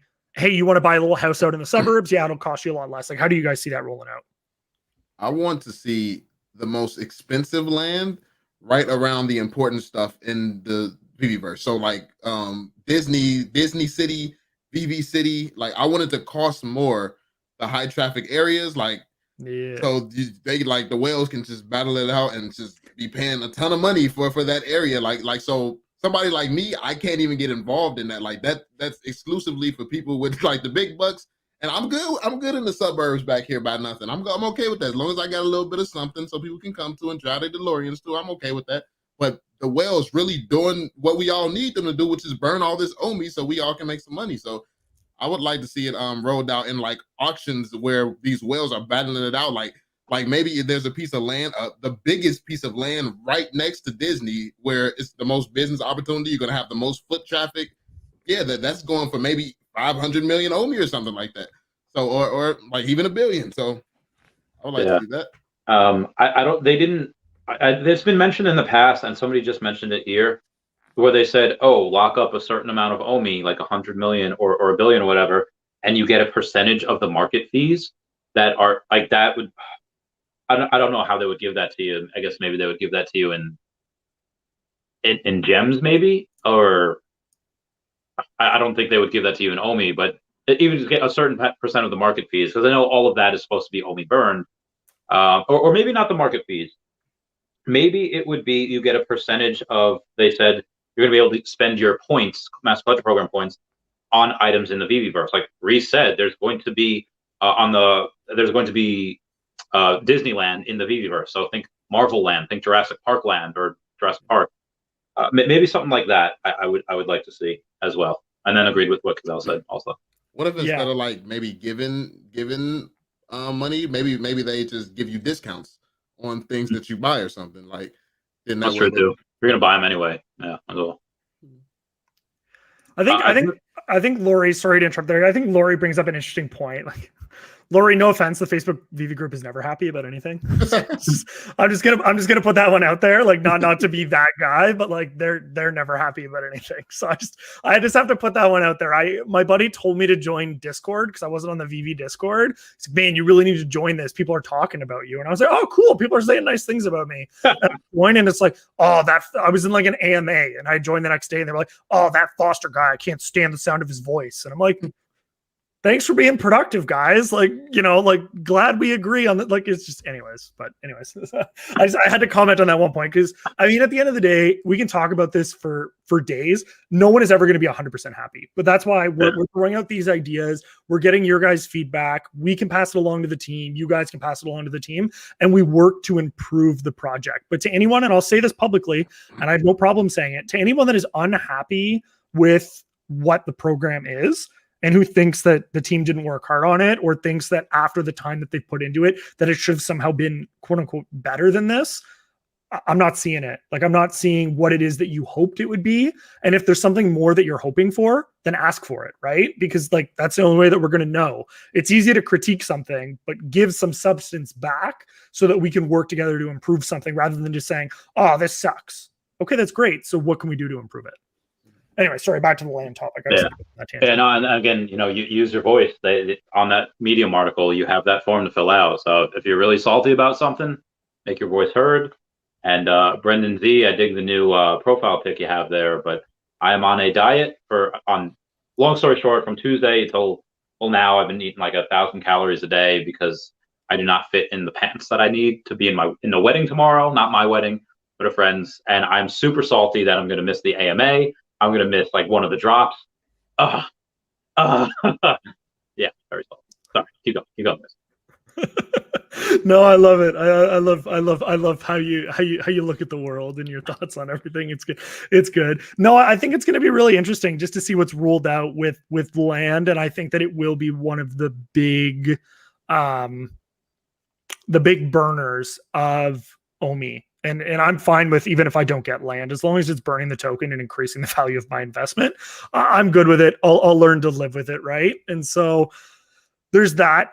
Is there anything OMI token related? Because we know that the OMI utility article is coming out.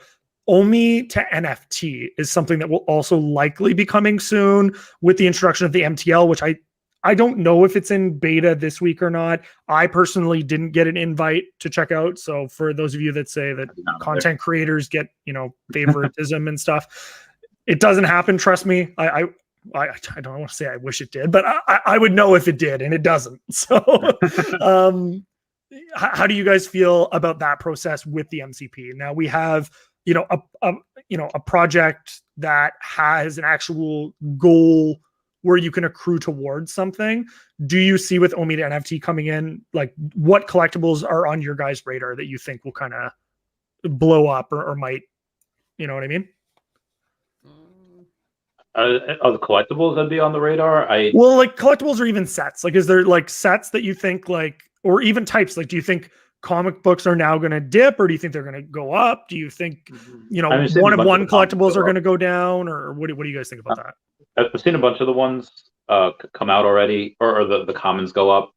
I think, and this is a big that if they might have weather in the VV verse, you might be able to take someone like if Disney, they come out with Elsa. It's like, oh, I'm gonna make my little plot of land in the VV verse very snowy. She's gonna let it go all up in there, and then if you go and you say like, okay, well that's cool, and I don't know if they have anything. If they had Mortal Kombat, I don't know if they do. They'd be like, oh, Sub-Zero would go with Elsa, and then you'd have, the lions from Lion King. They'd be in like an African type of desert. So I think you're going to have some collectibles that are going to be like, let's say if someone just likes grass Pokemon, and it's like, oh, I'm going to collect. I don't really like poison type, like like a Weeping Bell or a Gloom, but they go well with my Bulbasaur and Ivysaur. So I think other collectibles. We haven't seen. I don't think we have enough information to know yet, but I do think there'll be a shakeup when that comes out. For sure. Cavell, what do you think? Yeah, I'm not sure on that at all. Yeah, it's tough. Like, I'll be honest. Like, I haven't even really looked at the marketplace too much because it'll just stress me out unnecessarily. Yeah. And I try to practice what I preach when I tell people not to freak out and act irrationally. If I go in and then immediately act irrationally, it's like, okay, well. I freaked out. I bought all the comics that I didn't have, at least the commons of the comics I didn't have. Okay. And then I bought a second set of the hoverboards because they were like the cheapest ones for like. Again, I already had the hoverboards, but I got a second one just because they're still a lot of points, and it's because they get 6 points for the first one, and then they get 1.5 for the second one each day. It's like, okay, it's probably worth the $800. It definitely wasn't. Like I definitely is not worth the extra 1.5 points each day that I spent the $800 on, but I FOMO'd in. I do that a lot, and yeah, so I don't know. Learn from my mistakes, I guess. How are you not out of money? That's what I want to know. I am. How deep are these pockets, man? I'm not buying new pants for this wedding because I don't have the $50 to do it. It actually works both ways. I'm dieting, not spending as much money, and I'm gonna Randy's stream is the best real chat. Yeah. So that's that. Oh, hey, John Devaney. Don't worry, Thank boss. you so much, John. Yeah. I appreciate that, John. But you were mentioning I'm the glad VV someone loves me. Thank you. Thank you. You mentioned the VV-verse before, and depending on what OMI is, let's say it's minimum 7 cents when the VV-verse comes out, which it should most likely be more, in my opinion. I would have no issue going and spending as much OMI as I could on land, because I feel like, well, land will probably 10x before at that point OMI 10x is, because what it has to go from 10x has to 10x from now to reach 7 cents. It's going to 10x again to reach 70 cents, and it could. If you watch that Taps Trades video that he did with Crypto Rain, and Crypto Rain says he thinks it's going to be 10% of Cavell's prediction by next year. That $1 OMI will be next year, and he's older, more experienced, and is more successful in crypto than I am, make more money than me. So he knows what he's talking about. And even though I don't see how we can get to $1 next year, he seems pretty confident that it will, even though it probably shouldn't. He says it will. And then all we have to do is 10x from there to reach Cavell's price. So I don't know. But what I'm going to do, I'll spend a lot in the VV-verse on land, just because that's, I mean, they can, I guess, make more of it. Like, they could open up a Universal Studios land, and they can open up this type of land. But yeah, that's just my thoughts. Yeah, for sure. No, I hear that. It's an interesting situation for sure. This question has me distracted because I think it's interesting, and I'm curious to hear your thoughts on it. And it's not off topic. Nothing is off topic here. If we're talking about VV and economy, bring up anything, guys. Whatever's on your mind. So Frank's is slightly off topic, but is there any one item that each of you would dump all of your master collector points into to guarantee that you get the drop? So, one drop. Let's try and keep it maybe to licenses that have already been announced. Because I mean, well, I mean, we could just say Pokemon, and just, you know what I mean? Like, go to Itachi immediately. Oh, okay. You know what? Okay, so no, let's do it. Any one, whatever you want. It doesn't matter. It doesn't have to be announced. You could say SpaceX if you want. You could get the one-to-one spaceship. Falcon 9 rocket. Yeah, exactly. Whatever you almost want. Anything Naruto for me, to be honest. Okay. That's played a huge role in my childhood growing up, my teen years. So anything Naruto, but Itachi is my favorite. A gold Itachi, I would probably dip into the OMI for a gold Itachi. So yeah. I would say obviously Pokemon, but a lot of things Nintendo. And then I would go and say that out of stuff that we already have licenses, I want that T-Rex, man. Like Secret Rare T-Rex from Jurassic Park. I would do that I would, again, if they have something that's Disney and I know it's going to be let's say like a golden Olaf that kids really like, whatever it is, just probably something Disney. That's what I would do. What are you probably like Simba? Probably like a Simba. Yeah. Yeah, I was gonna say I think Lion King would be. I think anything that brings in nostalgia, right? Because like at the end of the day, like yeah, we all want to make money, but like let's be honest, Omi's gonna make his money regardless. Not financial advice, but like it's gonna happen, right? Like, real quick, did you guys see that meme where this guy, he's like 28 or whatever, he's taking his nephew to see The Lion King, like the one that they just remade like a few years ago. Now he's like 4 or 5 years old. It's like, actually, this movie was made when I was a kid, and the kid goes like, was it in black and white? He's like, F you, little boy. I didn't see that. I haven't seen that, but it's funny. I like that. I like that. And quickly on the price prediction, because you talked about a price prediction, I thought it was interesting. I was talking to someone who I very much respect in TA, who I will keep anonymous for now. I might make a video with him at some point, but he generally likes to kind of stay out of the public eye, so I won't shut him out by name. But he's been right on a lot of the predictions for not just OMI, but a lot of the coins recently. And I was talking to him the other day, and I was like, hey, man, like, you think we can hit 50 cents by 2025 for OMI? Like, I'd very much like that. And he's like, honestly, man, I was running the numbers, and like we could hit anywhere between $2 to $5. And I was like, what? Like, because to me, it's just so foreign, right? Like we throw around buzz numbers and whatever. And like, to me, I've always been, and to be very clear to everyone that's watching right now, there's 92 of you. I have never once disagreed with a $10 price prediction from Cavell. I've never once disagreed with it. I would absolutely love to see it.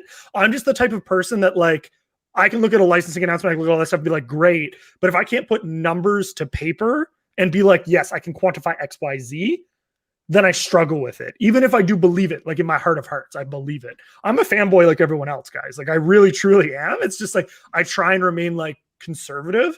So when people like come to me with like TA and like information or whatever, and they're like, yo, like this is possible, I'm like, oh, dang. Yeah, what I like to do to try to wrap my head around certain numbers and things like that is I try to look at like bigger picture and what I believe in the grand scheme of things. So when I look at the NFT space as a whole, this is including like the real estate market, if we include the automobile industry and global things like this, like it's probably over like $50 trillion. That's going to be a $50 trillion NFT market. And when you consider the project with the most potential, if you're looking at a $50 trillion NFT market, are you telling me you really don't believe from that perspective, VEVE can't get two out of $50 trillion NFT market? VEVE can't get two, bringing Disney and all these most powerful brands in the world together. They can't get two out of a $50 trillion market. But obviously it's going to take some time for like even real estate and stuff to move over. But that's the value proposition of NFTs to begin with. Like that is the purpose. So I think people sometimes get lost in just the entertainment side, but VEVE is also showing that they're willing to bring in that real world utility. They've done it with the James Bond already. They're doing it with Disney Plus. They're doing this stuff already. So they're showing you they're focused on real world utility already. So yeah, and I've mentioned this in my Earth 2 videos as well. Like there's been the Earth 2 things that I make videos on, I bring up a lot. There are tiles in the US in the Earth 2 game that are more expensive than they are in the actual US, actual physical land. You'd have to pay more for that digital land than you would have to pay. And people do it. They consistently do it every single week. And people saying like, why would people do that? Just people don't know what to do with their money. It's like, no, like if you go and let's say do that in the VEVEverse and you spend more on land in the VEVEverse than you would outside of Earth, okay, once you buy that land, you're still going to have to build a house on it. You're still going to have to spend so much more money doing it. On the VEVEverse, you don't have to pay an electric bill. You don't have to go on and like maybe you like pay rent for somebody else that has a sweet spot and you want it, but you're going to be able to go and maybe if we are able to get resources to build bigger houses, we all get a random house that everyone's going to get. But what if we want to build a second or third or fourth story? What if we want to dig underground? What if we want to have trees like Animal Crossing and we have to pay for it in OMI? So I had originally on my videos had said that, yeah, I think that $10 OMI was probably maybe like late 2030s, maybe 2040. But a lot more people credible that have more knowledge than I do have been saying that, yeah, like multiple dollars this decade. Convention time. I love this. I love collecting, and I'll always have a small part. Like I said, I'll always have land that I won't sell. I'll always have some OMI, locked up. But if we go to a couple of like even $2 before 2025, more than half of my stuff is gone. I have to, because there is a part of the reason why I'm doing all this is really for animal conservation. I would be a fool not to go and take that. Like that's something that needs. So like I said, I'll always have stuff here, and I'll never dump. I'll never like, oh, so I'm gonna dump all 113 of my million OMI now. It'll be like, okay, a million per day or a million every other week. Again, it's but I'm just letting you guys know. And no FUD. Like I said, I'll still keep stuff in Land of the VEVEverse, but that's dude, we'd be sitting at $2. It's not like you're talking about selling it at 2 cents. Like anyone that takes that as FUD, like come on now. Like yeah.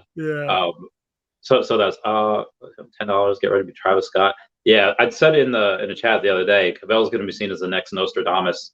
Like because it happens like the Alex Jones everyone was laughing at 15 years ago. Like this guy's crazy. I'm like, wait a minute.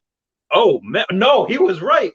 And then it's Dan Chavez had a thing before. He just said like, oh, it's going to be great to see a documentary on all of this happening in the future, and I hope we're in it. I think that'd be pretty cool. Yeah, I think it's pretty cool, and I think that's what I struggle from is like I come from a family that didn't have like a lot of money, like single mom until my mom was 6 and then she met my dad and, they were together for a bit while I was growing up and then they got divorced and whatever. And like, so like, I never grew up with a ton of money, like not a big house, nothing like, so I've never known what it's like to have like real money. You know what I mean? Like, like any money that I have right now, like is truly, I mean, I'm not like Randy invested in OMI, but like for my means, like I'm, given the fact that I have a mortgage, a wife, a kid and all that, like I'm maxed at what I could probably more than comfortably invest in this project. And it's just such a crazy feeling to just feel so confident and like you understand things so clearly. Like I don't know what it is. Like I can't put it into words, but it's just like it just seems so, and I'm sure you guys share the sentiment, but it's just so obvious. You know what I mean? And like Cavell and I got into it together with someone yesterday on socials. And like we were both talking and we were just like, oh, I saw that. Like we were just like, yo, like we're vibing right now. Like what's like, and then like, and it's just like it's crazy to see that in such a short period of time, when you really put the effort into researching a project and understanding it with like your full being. You know what I mean? Like Randy putting out, 2 live streams a day, Cavell putting out multiple videos a day, all the great content creators in the community, Taps, Dan, Niall, Non-Fungible Wonderful, Kay, like everyone is great. And it's just like, we have such a great community of so many people that understand things.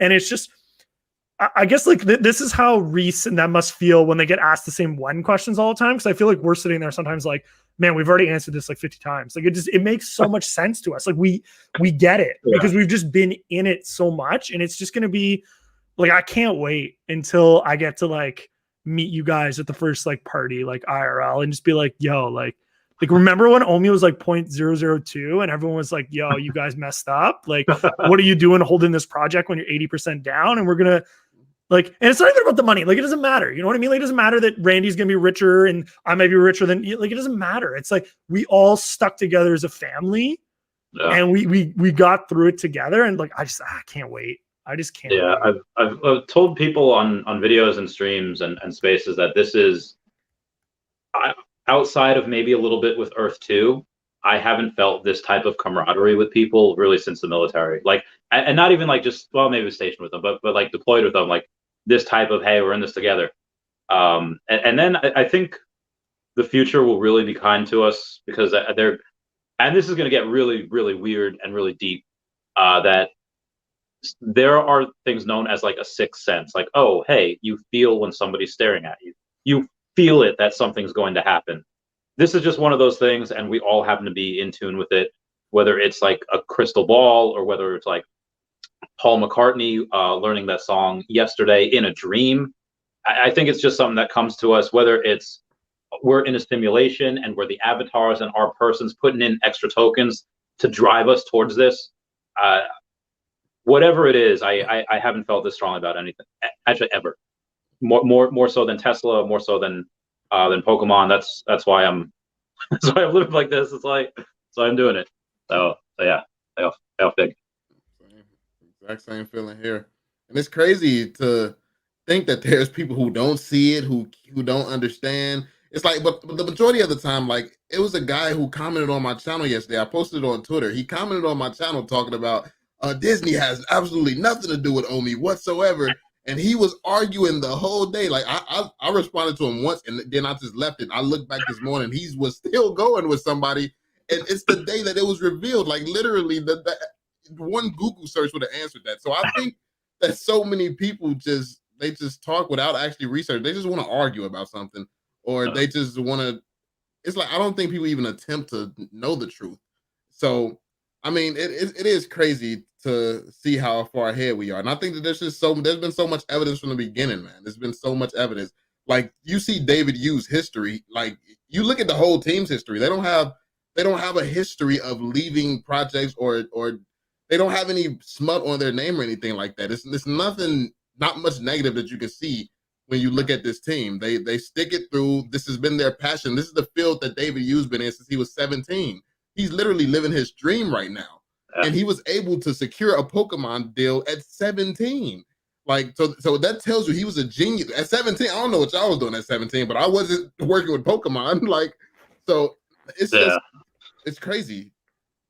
It actually gives me chills to hear you guys talk about it. And I mean, like, it's just such an honor to be a part of it. And like, it's crazy. And like, I just love that one day I'll be able to look back with my, with my daughter when she's, old enough to understand finances and money. And I'll be able to rewatch some of this with her and just be like, we did this for you. You know what I mean? Like it almost makes me emotional a little bit. Like I'm cool. Like I'm good. But it's just like, you know what? Like, it's so crazy. And like in the moment, it feels like a lifetime. Like you're in it every single day. You're constantly getting messages on socials. You're constantly in tune with what's happening. So it's like, oh, this got delayed by a week, but a week feels like a year because you're in it all the time and every moment is counting down.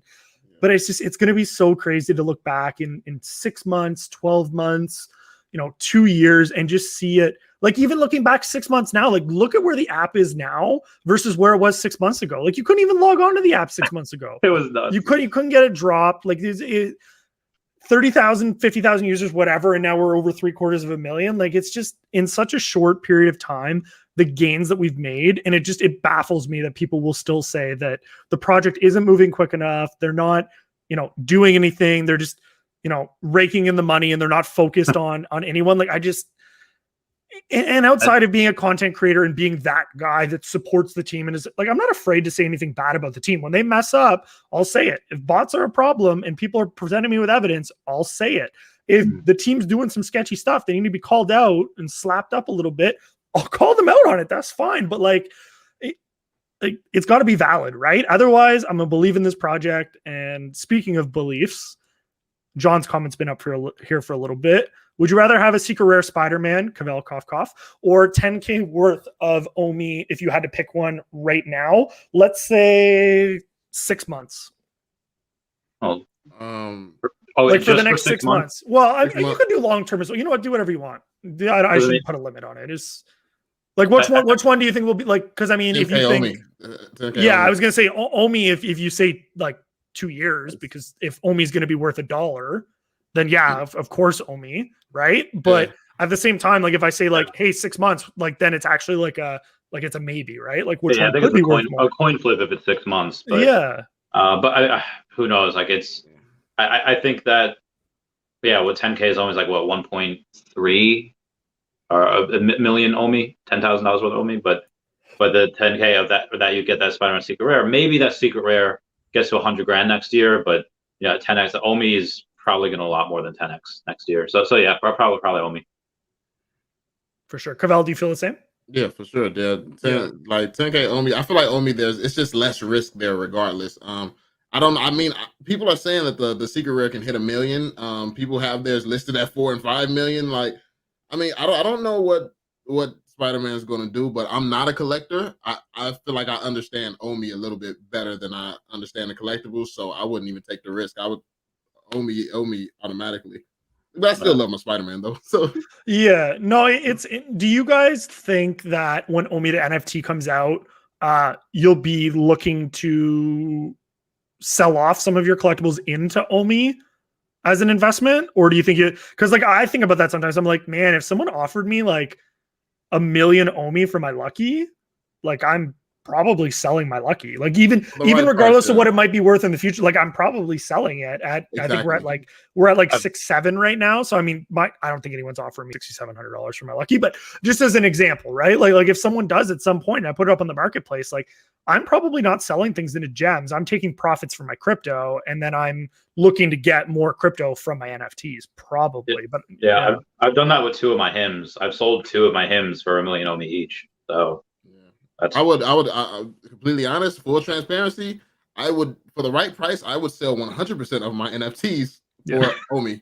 Like I'll be honest, like if somebody come up offer like 100 million OMI for my entire collection, hey, it's yours. There you go. That's a lot of OMI. That's a lot of OMI. Yeah. Like, you know what though? It's a lot of OMI, but at the same time, like.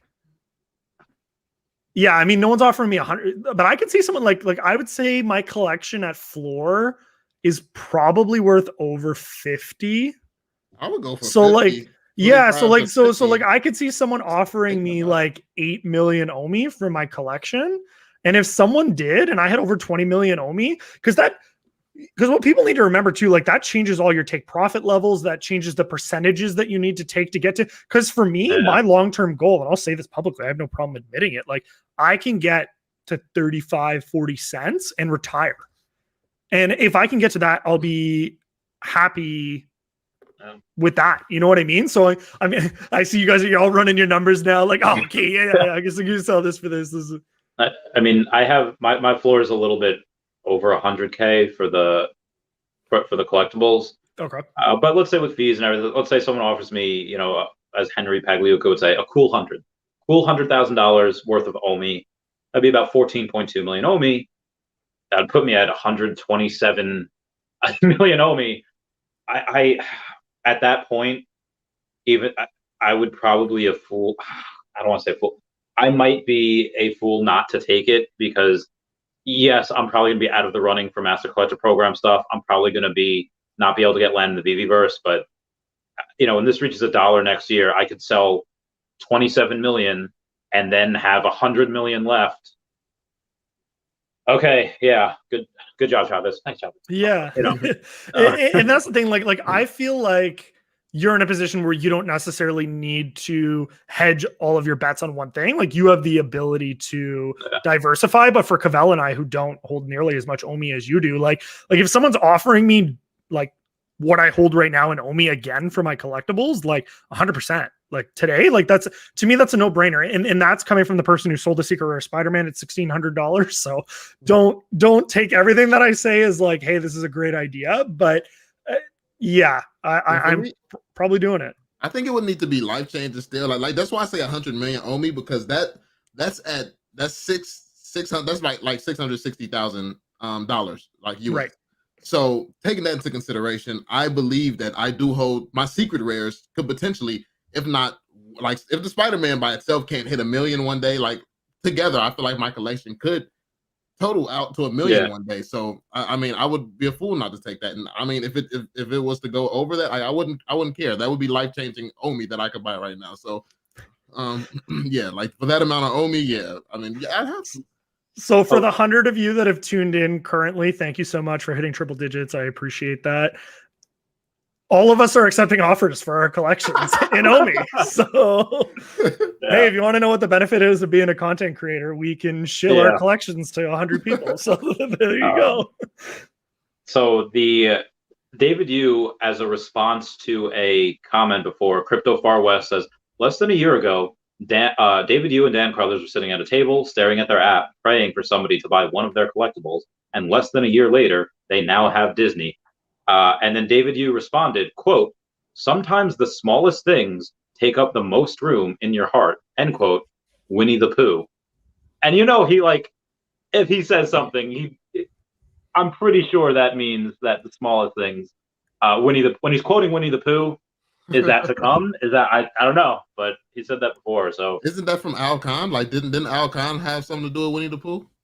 Oh, did he have the license? I think that man, Winnie the Pooh is the second highest grossing IP behind Pokemon that exists. I know Al Khan is 6 of them on that list. I don't remember which 6. Yeah, it wasn't Hello Kitty. I know Hello Kitty's up there as well, but I know Hello. Or maybe Hello Kitty was second and Winnie the Pooh was Hello Kitty, but Winnie the Pooh is definitely in the top 10. Yeah, been around for like 100 years. So, yeah. No, it's that's it's and it's funny because like even today, Akomi put out a tweet.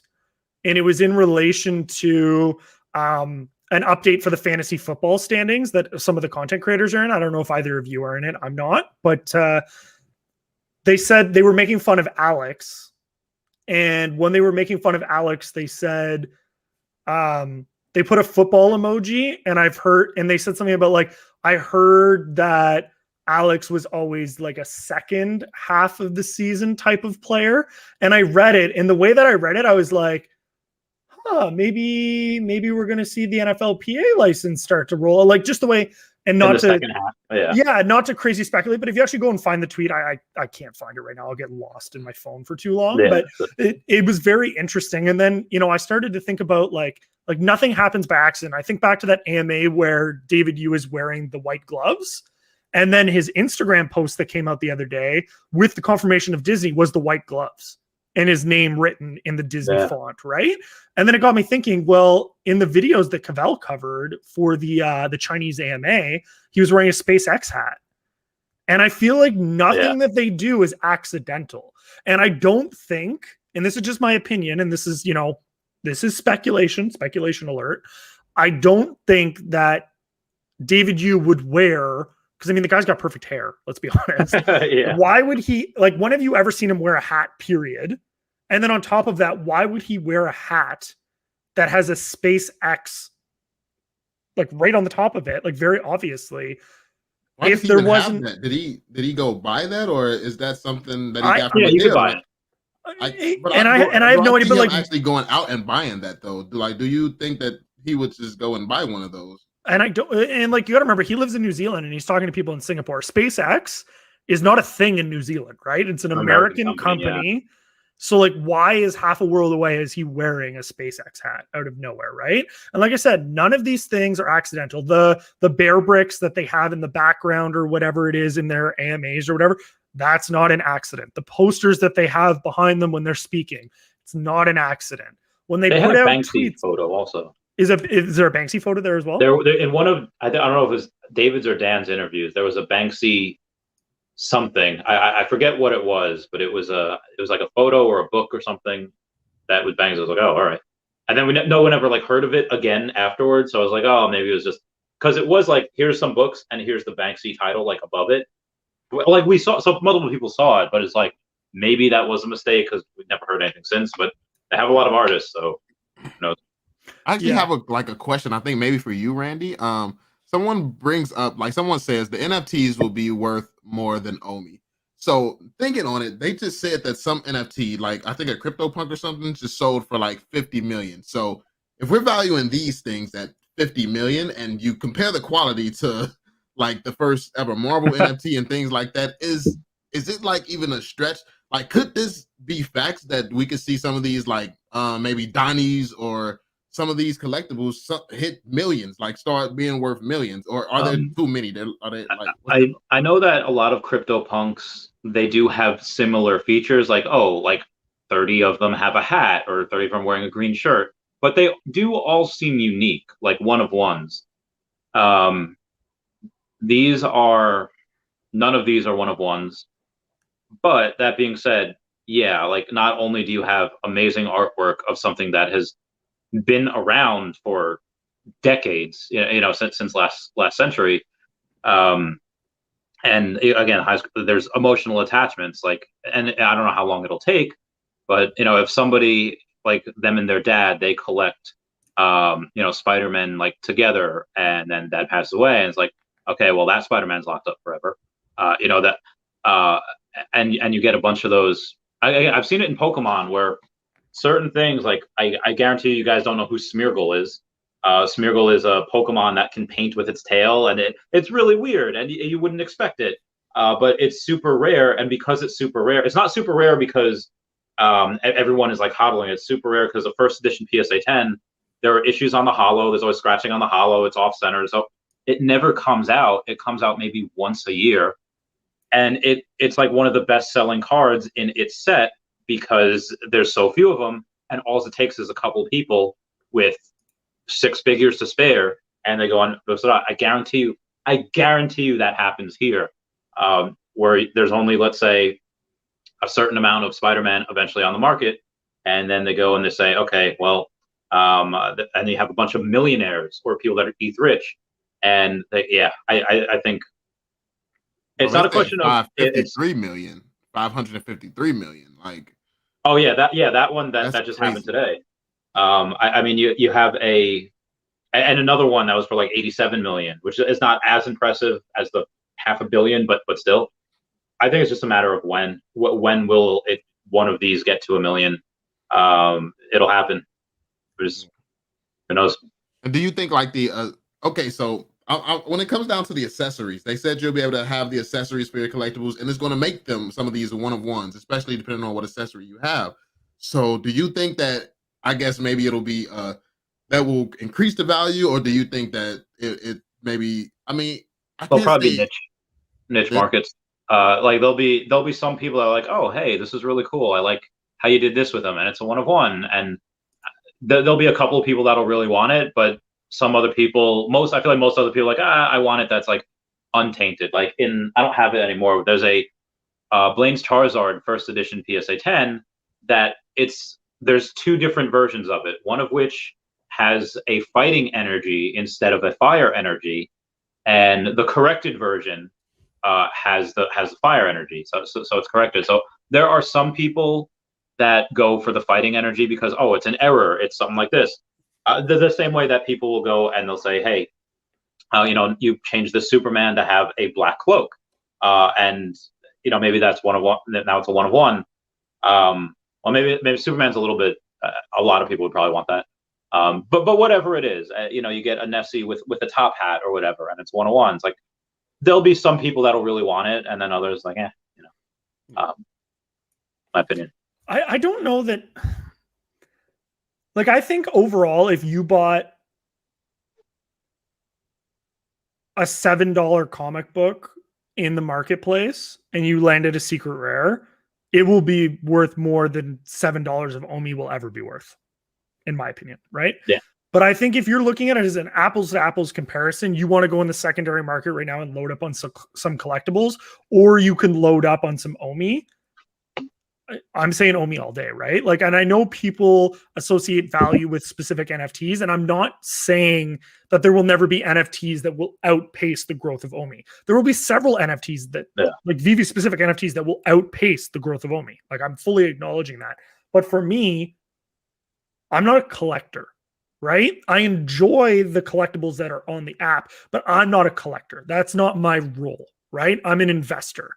I do not understand nor have the time to focus on all of these unique items and understanding the finer nuances to them to understand the value behind them. Whereas I know I can buy the OMI token and just sit on my butt and do nothing for a few years. And I know that there is a team of absolute top-notch professionals, the best in their business. Yeah, everyone has faults, and yeah, sometimes things don't get done as quickly as we'd like, but they know what they're doing, and I know that they're going to take care of my investment for me. I know that. And as Cavell says it so eloquently, he invested in the team, right? We invested in the people who are going to work for our money to make us money. That's what we're doing. There are brokers, there are financial advisors. They're the guys that say, hey, we got something for you, and we're going to make sure it works out for you. Put your trust in us and it'll pay off for you. That's all that I need to worry about. I stay involved in the community because I'm passionate about it and I love interacting with the community.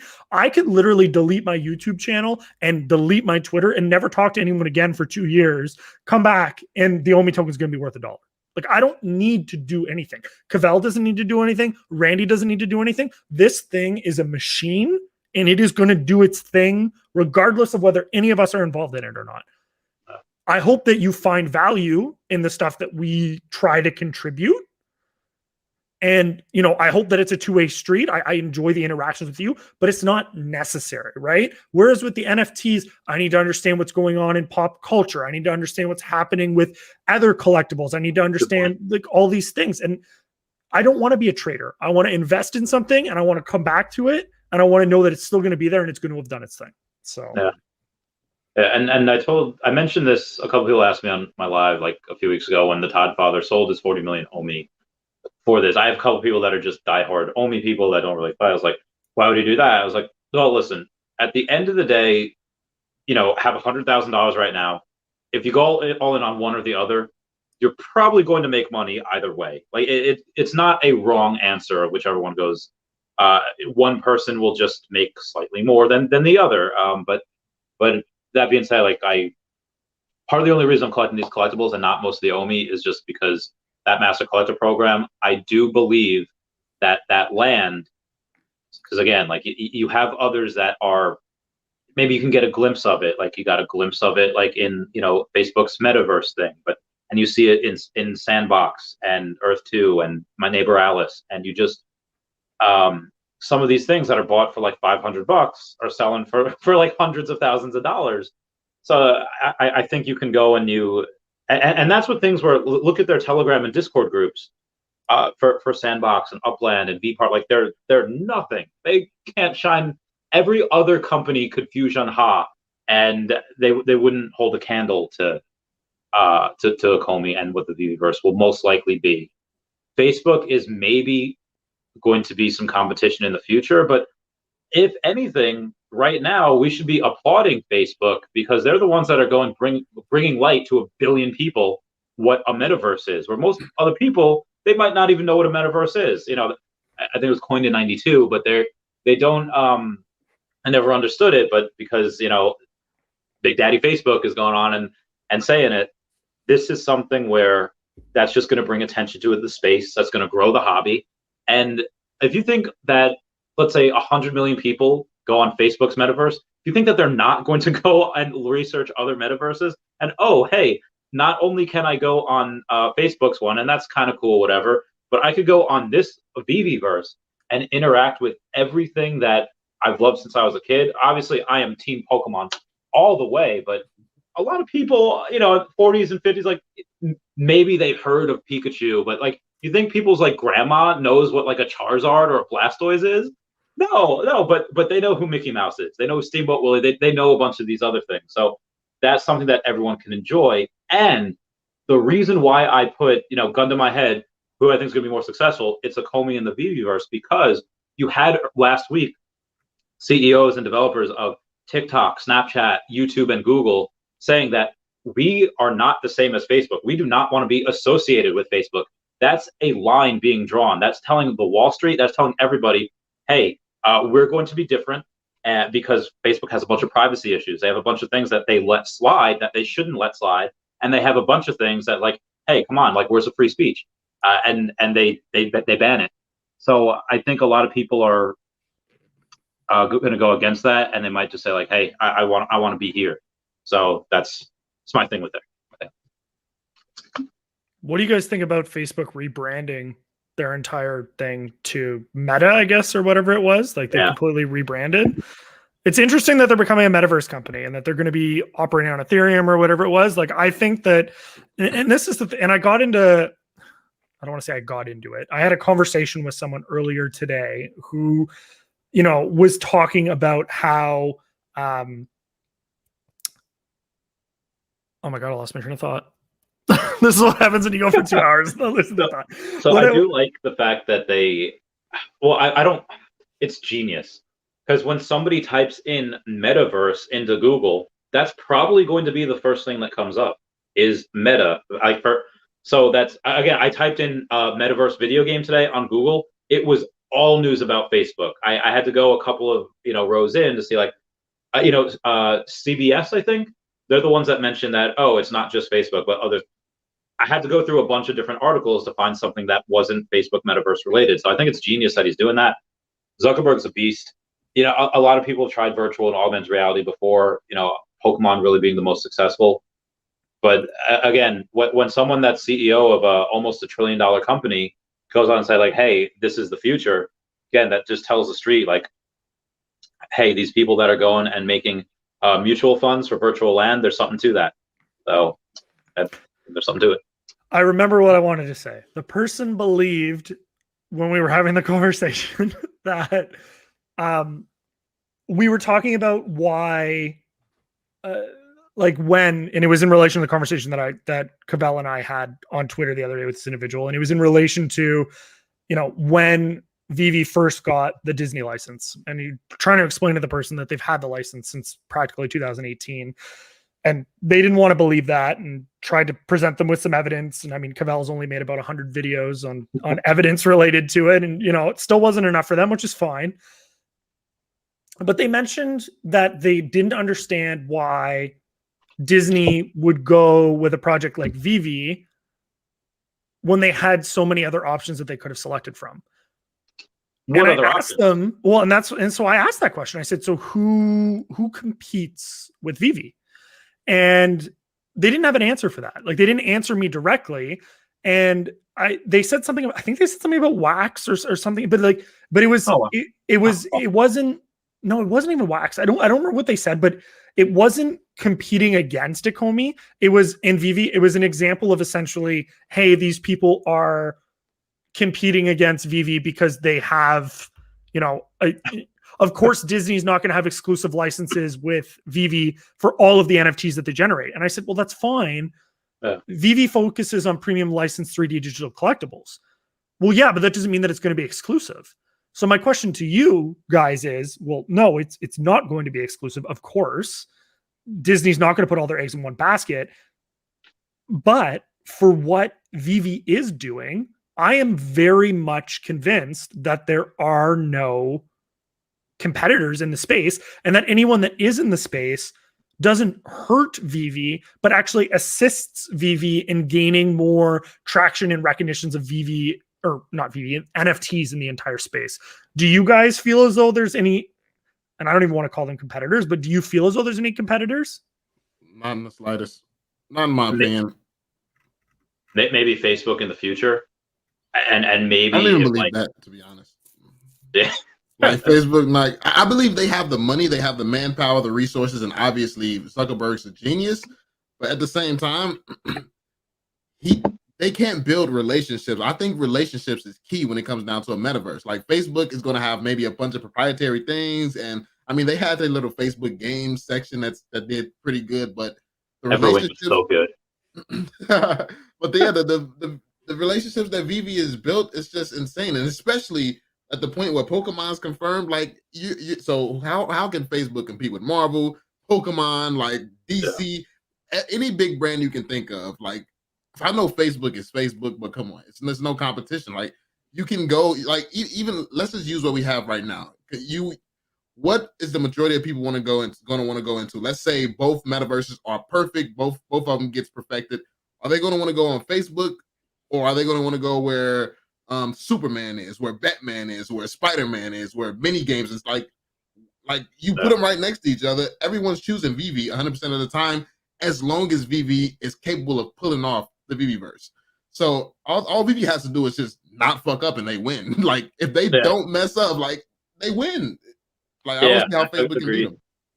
You have also that age barrier also. Like, last year when I was living with my friend Mark, and his daughter was always on social, on like, TikTok, Snapchat, Instagram, Discord. But I it's like, oh, you don't have, like, you and like your friends, you don't use Facebook? And like, ew, who uses Facebook anymore? I was like, oh, at first I felt old, but then I was like, oh, so I guess under the age of like 24 or 22, whatever, you just don't use Facebook. So that's a huge market that Facebook is not cashing in on, that they won't be able to get. Maybe you can make the argument that because they own WhatsApp, because they own Instagram as well, they can go on and just mass advertise everywhere.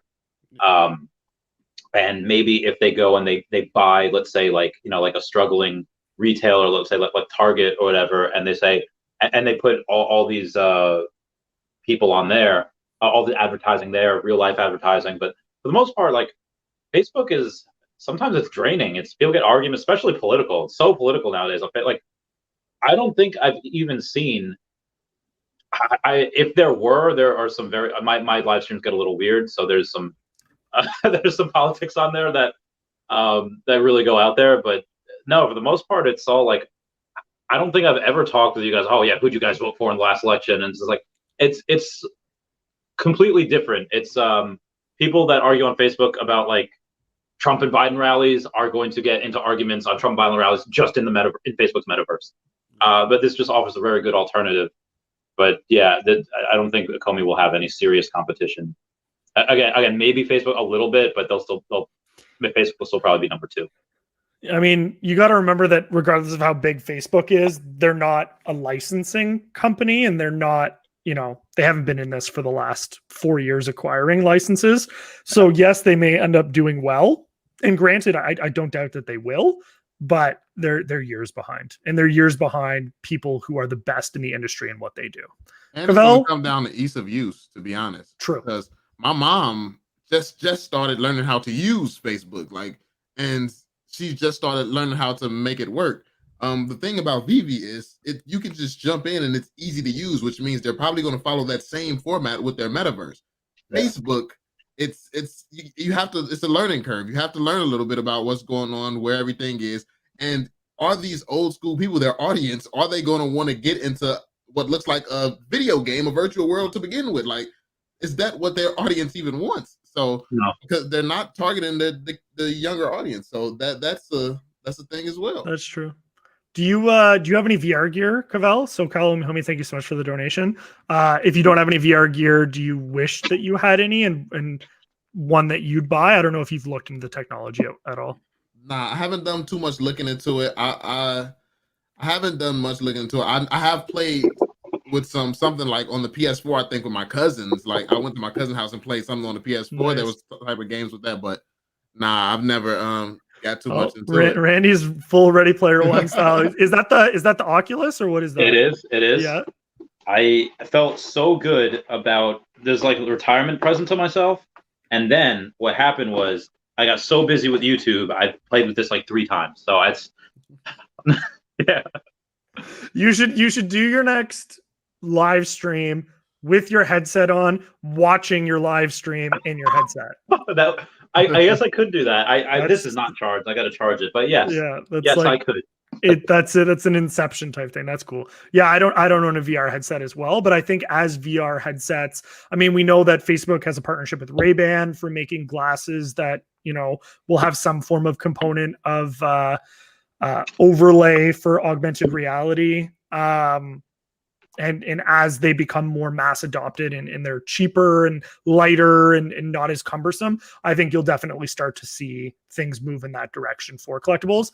And it's exciting, but I think augmented reality will always be the priority over virtual reality. I think Reese even said that earlier today with his interview with DAP. That's the kind of the mainstream priority. Virtual reality could obviously get, you know, pretty expensive and cost prohibitive for where they're at now. But of course, with the rate of technology, things are always, you know, subject to change. Joseph, thank you so much for the donation. Appreciate that, brother. Thank you. If anyone looks at the top grossing apps on iPhone and Android, it's clear to see why VEVE. That's a question I have. What do you guys think that they're going to gross next year as far as income? Because figure they do 100 million this year, yeah, give or take. What do you think they'll do next year when, you know, the second half of the year they're gonna have the VEVE-verse? Like how much? Billion. A billion at least. I think we're gonna see a billion quick. I think a billion, and I think that's even a conservative estimate. So you think they're gonna grow by 10x of what they are this year? Full claim. I think 10x is a conservative estimate when you take into account that, I mean, you have to remember that we really only like for the first 6 months of the year, we were doing a drop every 2 weeks. That's true. And then there was like a month where, you know, there was no drops at all. And then, yeah, we've had the occasional drop of whatever, you know, a couple of the Comic-Con events where we've had multiple drops in a week or whatever. But like, I think the highest grossing drop to date is still the Spider-Man drop at like 3.3 million or whatever it was. And the edition numbers will go up a bit relative to the user base. So as the user base grows, there'll be more licenses and brands have been announced. The rendering pipeline, the app will be able to handle more users, which means more drops of more collectibles more often. They've started to roll out the comic books coming out. If we end up getting DC comic books as well outside of Marvel, that's even more. We don't even know some of the different like avenues and fandoms that they're exploring, like whether it be music, whether it be, you know, NFTs with real world utility. I know we've seen some of them, but they could have an entire section just dedicated to that. Like, we really don't know, you know, what's being rolled out. I think Reese mentioned like something in sports is coming soon, which is then another reason I thought maybe NFLPA might be a thing. Like, there's just so many avenues that they can pursue to increase revenue. And then of course the VEVE-verse, you know, with MCP Pro coming out, it likely won't be out this year because it's phase 4. So next year with MCP Pro, you know, I don't know if it's burnt with OMI, if you count that as revenue or not, but, you know, and land in the VEVE-verse, I don't know if you count that either, if it's bought with OMI, but like, if you want to account for the money that would be coming in, even though they're kind of saying like, no, we don't even need it all, like their user base could 10x and logic would dictate that a 10x user base in users would result in a 10x growth. And like, you have to remember, like with this Disney Plus partnership, just as one example, 007 was a good example as well, but Disney Plus is newer. So with the Disney Plus partnership, you will be able to get a collectible between November 7th and November 12th. And if you live in one of the 6 or 7, I can't remember exactly, participating countries that allow it, so you can get the collectibles anywhere. Like it's not region specific for the collectibles. But on top of that, if you live in like Canada, the US, Mexico, Singapore, a couple of places. I don't want to quote the countries because then you'll hear it and think that you can get it, but you can look it up in the article. But there's some countries that you live in.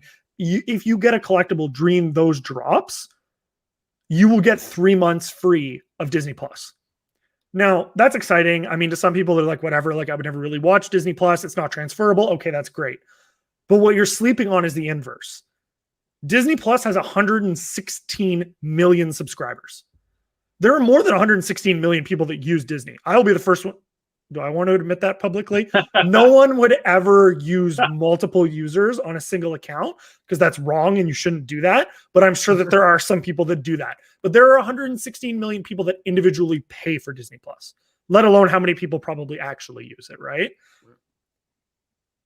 What happens when you are on Disney Plus in 2 years and you finish watching a movie and it pulls up a QR code at the end and goes, log onto the VEVE app and compete for a collectible from the Marvels movie that you just finished watching?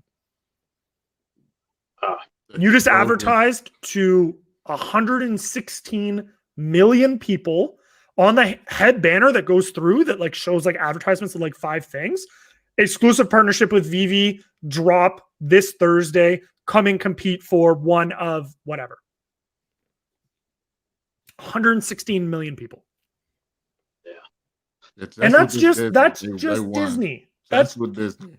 That's just Disney. That doesn't include the 54 million people that are subscribed to the Marvel Twitter. That doesn't include all the people that are subscribed to Pixar, Star Wars, whatever else your fandom is. That's one genre.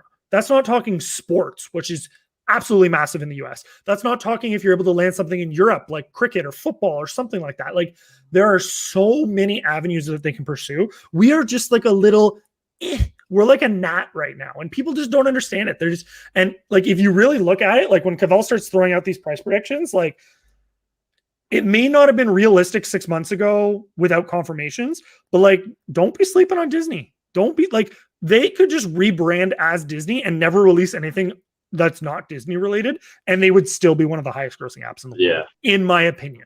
And they already are before Disney. Yeah, that's true. This is all before. Oh my God. Crazy. Crazy. Sorry, I know I went on a tangent there. I get passionate. No, I love that. Like, that's passionate. Yeah, it's just. Yeah, like you said, like there's a billion people in India that would love like a Sachin Tendulkar, like cricket player, like NFT. That would. That's what I'm saying. They got like 1.8 billion people that live there, and people are just like, whatever, blah blah. Like it's like, it's crazy.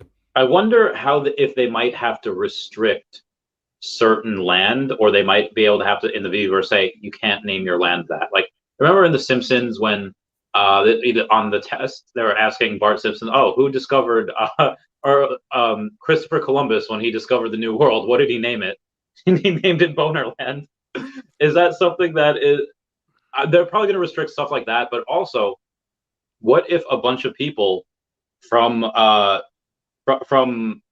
like let's say they're from IDF, everyone that is in Israel, they had to go through the Israeli Defense Forces, but before they're when they're 18. So what if a bunch of them they buy a bunch of land and call it Jerusalem or Israel, and then they also buy a bunch of land next to them, call it Palestine, and then by the time we have Mario NFTs and Nintendo's announced, they suddenly take bomb arms and they just bomb they bomb Gaza, they bomb Palestine just for the lulz. Are we not gonna be? I apologize, Palestinian people. Are we not going to be allowed to do stuff like that, or do you think censorship's going to come into view? I would assume. I definitely just demonetized your video. I'm so sorry. I was just about to say, guys, get all your donations. You'll still get your donations in now because my channel definitely just got demonetized. So. Oh Lord! All right, go ahead, Cavell. You're good. You're good. Do your thing, man. Yeah, they definitely have to. They're gonna have to censor stuff like that for sure. I'm pretty sure these IPs wouldn't want their IPs used in this way. So, yeah, that's probably Oh no, yeah, it's something's going to be done about that for sure. Yeah, I've already come out publicly and said you cannot give Randy Chavez any creative control of anything in the VV verse because it's just his building is gonna say welcome to Pen 15 or something. Like he's just gonna just for the lulls, he's just gonna do a bunch of stuff. Like it's just gonna. I don't know why I thought of that. Oh, I know why I thought of that. Because like I thought of like, oh hey, what would happen if the U.S. government would think that this is a monopoly because they're monopolizing stuff? And then I was like thinking, okay, well that goes out with the Ace Ventura stuff. The Ace Ventura, like, do not pass go, do not collect $200. You know, he does that. And then it's like, it just went to animal extinction, then it went to genocide. And so that's how, like, there was a track. It didn't just pop into my mind. So that hamster wheel's working on overdrive right now, brother. You're good. You're good. I'm glad that the thoughts are coming together for you. That's good. Quinn has Disney too, though. Yeah, it says that in that SpongeBob. Yeah. Oh my god, that's so funny. I'm dead right now. That's too good. It's honestly like it. What are licenses? So I remember, and this is circling back to a conversation we had like half an hour ago, but I think it's valid. Cavell and I think a couple other. I'm sure Randy, you made a video on it as well. There was in the original, I don't know if it was in the white paper or one of the original mediums, it was like examples of licenses. And it was like sports, like NFL, this or whatever. And then it was like artists like Disney, Marvel, whatever. And then there was like artists like Banksy, whatever.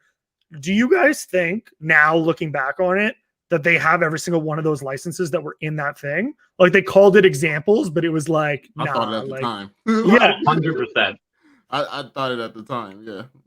Oh my god. I don't think that like the way I don't think that you can just freely use things and say it's an example. That's like me trying to sell a product and I have a bunch of Pokemon around what I'm trying to sell and say this is just an example. I'm only selling this. It's like no, I don't think you can just use anything as an example. I think that they have every single thing that they have shown.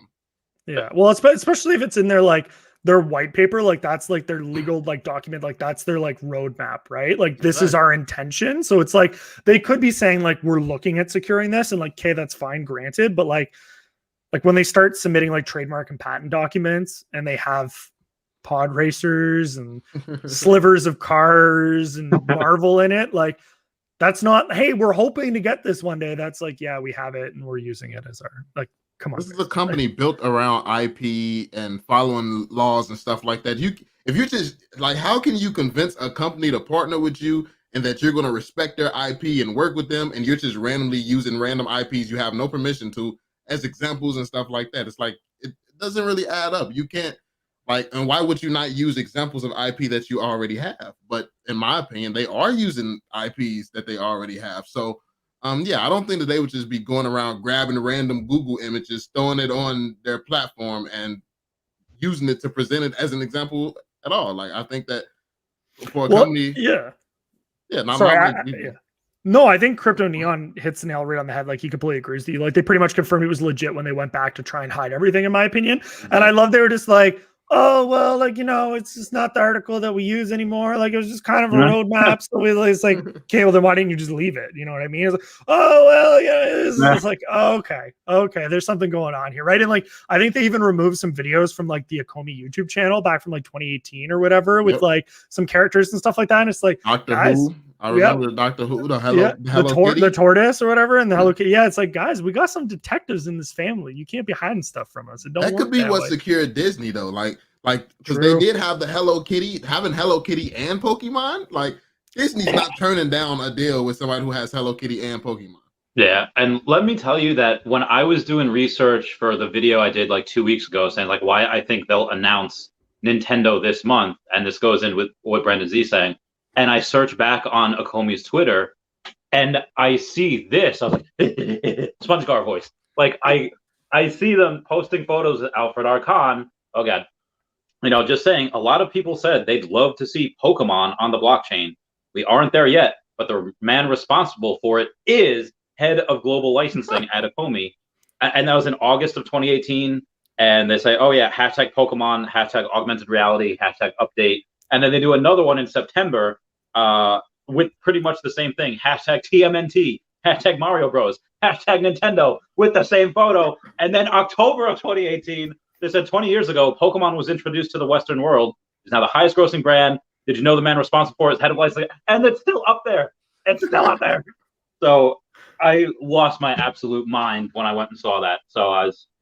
Yeah, they were a lot more free with their license. Like they didn't try to hide stuff as much. They didn't have people digging into it. Yeah. So a lot of this stuff they still left up, and they were a lot more like when you're trying to initially get some interest. Of course, you're gonna kind of put out your biggest selling points, but now they don't have to do that anymore. They kind of want to hide stuff so that it's exciting when they re-release it. But yeah, I think all of that stuff is guaranteed. Honestly, yeah, that's my opinion. Well, and I mean, even Dan Carruthers came out like 6 months ago and said, when someone asked him, like, what is one license you'd like to secure that you haven't been able to as of yet? And he literally came out and said, and was like, I can't think of a license that I've wanted to secure that I haven't been able to do so. Yeah. And we know that they had Disney back in 2018. I'm sorry to anyone that disagrees. You do not get Disney on board in 2018 if you don't already have Pokemon. There is no way you're convinced. Like, no one even knew what an NFT was. I'm sorry. Disney is archaic. They are not like you know what I mean? Like they're not creating NFTs on the blockchain with a random company that no one's ever heard of, that for 2 years wasn't even going to create a beta app without already having one of the other biggest licensors on board. I think they used Alfred Kahn's relationship with Pokemon, or at least his name, even if he didn't have a current relationship, to leverage the Pokemon license. And then they were able to go to Disney, who was one of the few licenses that didn't gross as high as Pokemon, and say, hey, we already have the biggest one in the world. You're going to want to kind of jump on board this train. Yeah. Like, and I think that and maybe this is just me, taking too many trips with Lucy, but I see things, so connections, sometimes they aren't there, but sometimes they are. And when you have these things, like, not only you have the connection between Alfred Kahn and Pokemon and David Yu and Pokemon, but Jeremy Pador seems a little too interested and too hanging around the space, who also has a license for Pokemon, to not be involved some way. There's a triple threat, the Trinity right there. Yeah, I'm pretty, almost positive they have it. Brent's going to be the master Pokemon collector. Abso-heckin-lutely.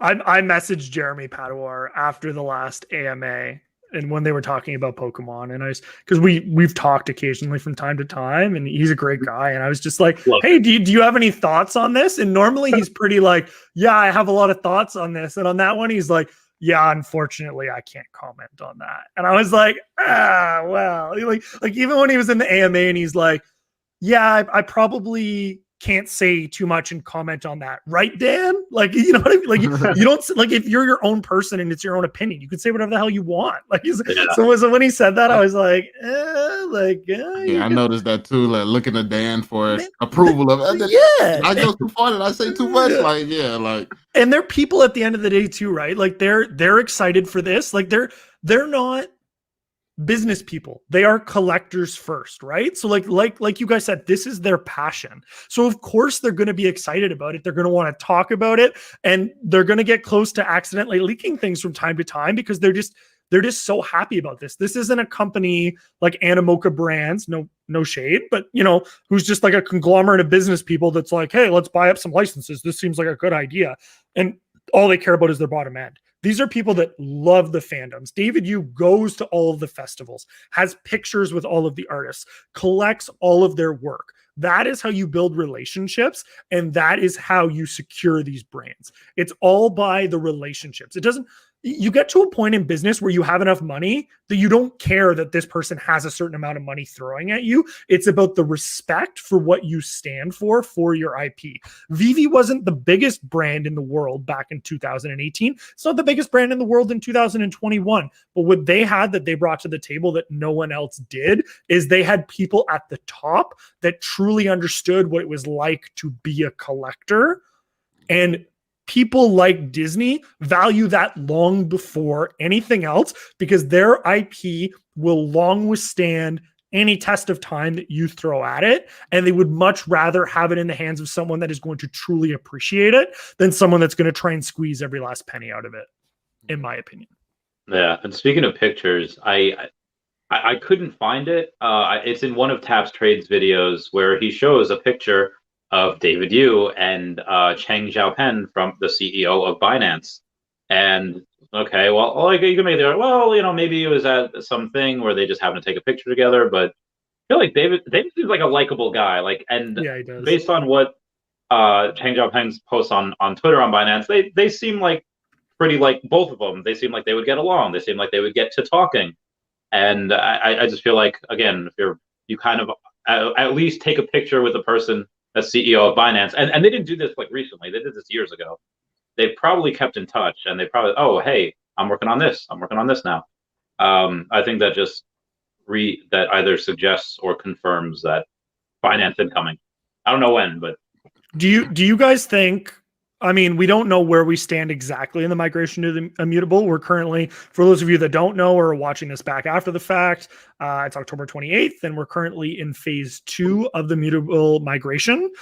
Phase 2 is the most labor-intensive and time-consuming stage, and that is the minting of the NFTs on the Ethereum network via Immutable X. We're just waiting on that to be completed. And then phase 3 should be quite a bit more simple. It's just the minting of the wallet addresses and stuff on the blockchain. Do you guys think that we will see exchange listings? I'm not going to say this year because we don't know how long the immutable migration is going to take, but let's say hypothetically immutable migration finishes X date. How long do you think we wait to see exchange listings post that immutable completed migration? And what exchanges, not are you most excited for, because those are obvious, but which ones do you think realistically we could see? I think within weeks. Within weeks after they're gonna start rolling that out. And as far as Binance, like I'm convinced on Binance. Like I just got something retweeted today where somebody found on Google. It's still in like the data or something where they could still see the link to the XML file. Yeah, like the XML file. And then there was another link on Google. I don't know if it was linking to that same result or if it was something else, but yeah, I'm convinced that that's a thing. And then obviously the obvious choice, Coinbase, which is obviously done through Immutable X. They're partnered with Immutable X already, so Coinbase I'm definitely expecting. Those two, like if they release those two by the end of the year, they said 3 to 4, I think. Like they said around 3 to 4, and last I heard today, they said they were still shooting for it. So, I mean, I don't know. There has been some delays since then, but I'm still hoping for maybe three at least. Nice, Randy. I have told my subscribers, like, listen, I want to say end of November. Like latest is when officially on Immutable X, and even though like once they finish, they'll probably announce them like that next week. Oh, hey, now that we're finished, let's say on a Sunday, on like a Monday and a Wednesday, and like we're going to be on these 3 exchanges within the next 2 weeks. And originally, what I thought they were going to do is that they would release like 2 or 3 crappy exchanges each month in conjunction with a bigger one. Like, let's say October would have been like a Gemini with a bunch of other crappier ones. And then in November, it would have been like a KuCoin with a bunch of other crappier ones. And then, have like a bigger one with a bunch of other ones. But I thought they were going to do the same thing with like, oh, hey, let's save Disney for last. Let's go and announce Pixar first. And we'll announce Star Wars. And we'll announce, this. And then we'll announce Disney. But they just shot their load. And it's like, no, Disney, and Star Wars, everything else. It's like, oh, I didn't know this was going down. I know. So now that they've done that, because they've even said before, we're going to be a marathon, not a sprint. So I thought they were going to do the same thing with exchanges, but now that they've done that, it's like, okay, maybe they want to go and release them all at once. Maybe in December we get Coinbase and Binance and Gemini and Kraken and KuCoin. In which case, holy fudge, we're not ready. Like it's not ready.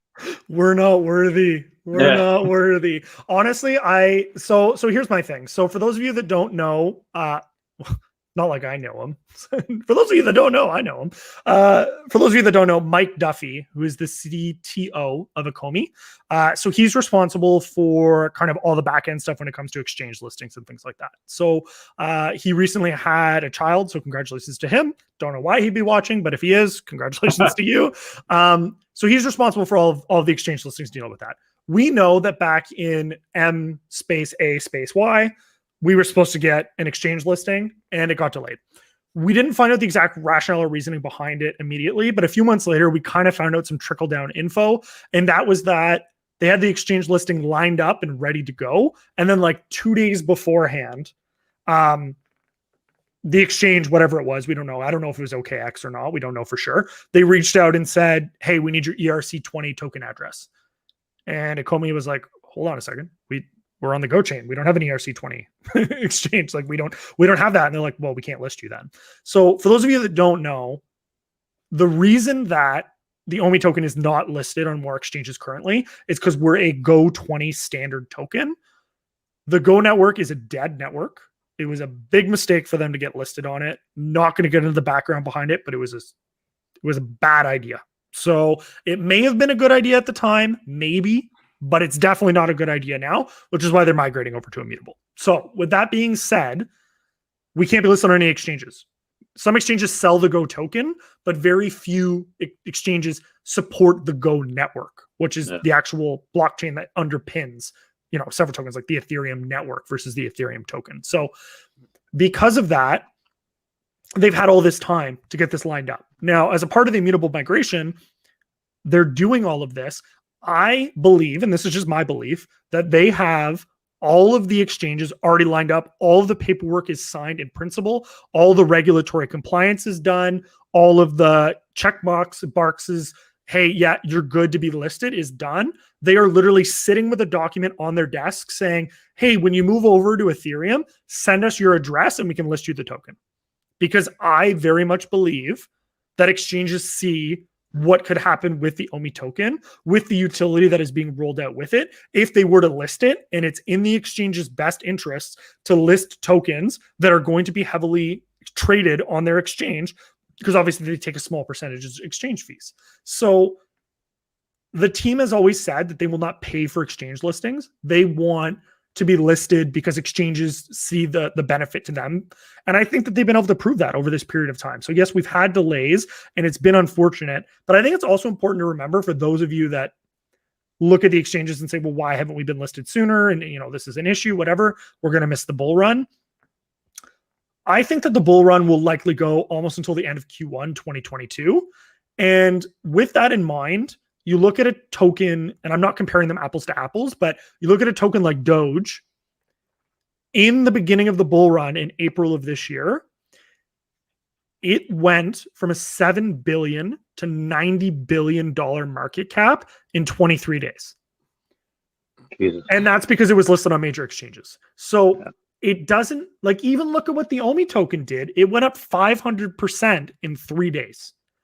You don't need massive exchanges in order to do this, but it definitely helps. So what OMI has right now is an opportunity to line up all the ducks in a row and just knock them down. Migration to Immutable, MTL license, exchange listings, OMI to NFT. If they manage to do that, and it's a big ask, but if they manage to do that all within a very short period of time, I think that it is very realistic and possible, if you also add in staking with the OMI utility program, that we could easily see $30 to $50 billion market cap for the token within a month. And remember that we're sitting at about 1.5 right now. So that would be anywhere between a 20 to 35 to 40x. And I think that that's conservative, assuming that all of those things happen. Will it happen? I have no idea, but I'm curious. Do you guys think with those exchange listings, we will see a big rise in the token? Or do you think that it's just kind of one more thing to check off the box and say, okay, yeah, we have it? I think definitely. I think people underestimate the Doge effect. Doge did something historic. Doge took crypto and investing and stuff like that, and it made it mainstream. It made it a big deal, something for everyone to know about. It was on TV. It did something that stocks or anything like that. It hasn't been cool to collect stocks or anything at any point in time, I don't think. It hasn't been cool to get into crypto or anything like that. Dogecoin was cool, like not just cool for investors, it was cool for everybody. So that, I think, bridged the gap to make, when people come out and see something like Marvel, they see something like Disney, they see something like they've already jumped into Doge. Are you telling me that people are not going to FOMO into this? We could see a crazy, massive Dogecoin effect when it comes down to the OMI token, as long as it's easy to obtain this token. I think we could see something potentially bigger than what happened with Doge. We don't need Elon Musk. We have Disney. We have all the biggest brands in the world. All these brands in the world, probably like 10x what Elon Musk is capable of doing. So I feel like yeah, we like, people underestimate just that aspect, the FOMO, the hype cycle that could come when it comes down to this token. I think that Dogecoin effect is real, and I think we could see that. So that's my thought. Yeah, I also think that meme coin, like just because your coin is a meme, it'll only take it so far. Why did Shiba Inu pass Dogecoin? Why did it flip? Yes, it's a meme coin, but it also is continuously burning the supply. It's also going, and you're going to have staking and smart contracts. Like, it is what Doge wishes it could be. And what's going to happen when not only do we have all this utility with the token, but it's because of, you can do not just smart contracts, but you can do stuff with it, like for gaming. Yeah, Fortnite's a free game and it makes billions of dollars a year just on the in-app purchases that aren't even NFTs, that you can't transfer and can't resell. My good golly gosh. Yeah, this is, I feel like a moon boy, but it's not, because it's based off of facts. It's based off of the stuff that what you see. So yeah, this could definitely go. What'd you say, boss, with the 30 billion, 50 billion market Yeah, cap? anywhere between a 30 and $50 billion market cap. I think now that also takes into account the buy and burn pressure with staking OMI, and I don't know how long it's going to take to roll out the OMI utility program. Like, I heard some people saying like these programs won't be out until the VeVeverse is released. I don't believe that. I don't see that they're at all correlated, but if that's the case, then maybe that could put a hiccup in things, but I'm not sure. Do you guys know how much it costs to for a company to get listed on an exchange if they pay for it? Sometimes it's millions. Really? Wow. But I mean, I guess if you have, 4 million people investing in your token, I guess spending $1 million probably is not that much. Like, when but that's also, I think a lot of these exchanges are seeing, like, why did Coinbase list SHIB? Why did a bunch of things list Doge with no utility? They want it because it's a meme coin. They want it because they know they're going to make money on it. So I think that a lot of these exchanges are like, oh, hey, you know what? Even though we might be at an impasse at the price, I'll give it to you because I'd be a fool not to take this money that we have, that we're going to get from people buying it constantly. That makes sense. No, I agree.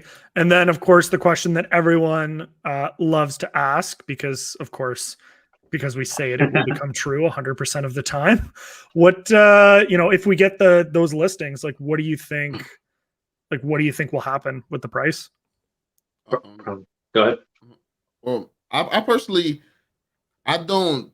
So I have a big understanding, a big picture type of viewpoint. I don't understand, like, I'm not good at saying, okay, this particular thing is going to take it up this much, that's going to take it up that much. I have to see it, and I don't think we've ever been listed on a big exchange, so I can't say, like, so let's say, like, the catalyst that has happened before already, okay, it's easier to predict that in the future, but if I have never seen it, I honestly couldn't tell you. I am newer into crypto. I got in around Dogecoin when I started jumping into crypto, taking it serious. So yeah, I haven't been through all the cycles, experienced all the stuff that some investors may know. So yeah, I have no idea when it comes down to what I know the overall potential, big picture wise. Each individual catalyst, I'm still learning that as we experience it. So yeah, I'm not the one to ask for that. I think it depends on when the bull market ends. And you said end of Q1. I think it'll last a little longer. I think, because of what Bitcoin, and again, like, it's not that people would say, like, oh, well, if we be, if we're like at 50, 100 billion, whatever market cap, that's pretty close to Ethereum. It's not that Ethereum's going to stay there. Like, Ethereum's not going to go and sit silently at, like, Ethereum, Bitcoin, Solana, Binance Coin, they're all going to go up. And when this is when Cavell's saying when this is a $10 trillion market, you think we can't get a big piece of that? You think that, and I think that also a bear market will be good for this token. Not saying that it'll just continue to go up. Obviously, everything will go down a little bit like it did this year, but as people get out of the poop coins and as people get out of the meme coins, stuff that has no utility, okay, where are they going to put their money? Stuff that's disruptive and innovative, I can tell you from stocks, always recover quicker. They don't dump as hard, and they recover a lot quicker, and they flourish in those types of times. So I did that with Tesla and Square in 2020. They dipped with everything else, but disruptive, innovative. Everyone else recovered like this. They recovered like this. I think the same thing with OMI is going to happen. Will you guys trade that? Like if you know that, like, hey, well, let's say we're at 30, 40 cents next year, and maybe you sell a little bit of it. You know, maybe I might sell like 10 million OMI at that point, and then it, let's say it goes to 50, and then it goes back down to 20. Are you guys going to trade that, or are you just like cashed out? I think I would see. Here's the thing: it depends what price it gets to, and it depends on my degree of confidence as to what the technicals say and whether or not there is a chance that it will go down to a certain point and then buy back in to go back up. If it goes up to like 80 cents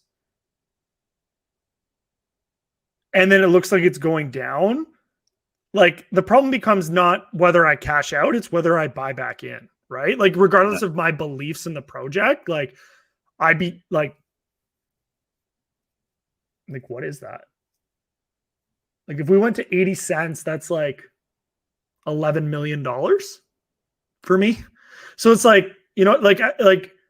regardless of the conviction that I have in the project, like that's life-changing money. Like I get out, do I go back in? Like, and so like, I'm almost, it's so tough, man. Bro, I think you have to, because I know it's going to keep burning. Like it's going to keep burning with you in or not. So I think it's deflationary. You gotta consider the deflationary aspect. And here's the thing: I don't think I would sell 100% of it, right? Like to be clear, even if I was confident, like I'd do like a take profit level. And let's say I took 10%, I'd allocate like 5% of that as profit that I just pull off the exchange and use to live my life. And then that other 5% I would keep for like a re-entry at a lower point. And maybe I would do that a few times. Because like I said, I think if I sold all of it, like it'd be so, like I'd definitely invest, but I'd never get the bag that I once had. You know what I mean? Like if I sold 14 million OMI at $1, like I'm never going to get it to go back down to 8 cents where I can buy that 14 million OMI again with that 10% or whatever. Right. So like, it's like, then do you buy back in with 10%? But then I'm going to be like, damn, like I used to own 14 million OMI.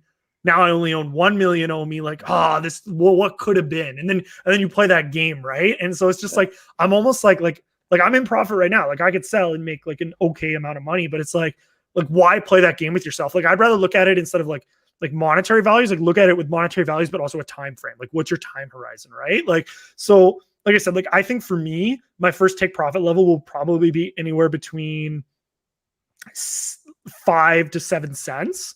5 cents is like, because my DCA is like 0.0052. So 5 cents is like a 10x, right? So I could sell 10%, pay off my initial, but if I can get up to 7 cents, and then I could sell less than 10%, take out my initial and have profit. So it really depends how quickly we climb, right? Because like we could go from 2 cents to 15 cents in a month, or we could be sitting here in a year from now at 2 cents and like, okay, this project's still going to climb eventually. Like it's impossible to know. Like even though we know all the catalysts that are coming, it's impossible to know for sure. You know what I mean? Like you can never know for sure until it happens. Like realistically, I feel like my first take profit level definitely is going to be at $1. So yeah, I'm holding. So I love that. I mean, I don't have as much OMI as a lot of people, so I have to make mine. Stretch. I got to take some good profit. So my initial take profit has to be at $1, and I do believe that it's going to go way faster than a lot of people may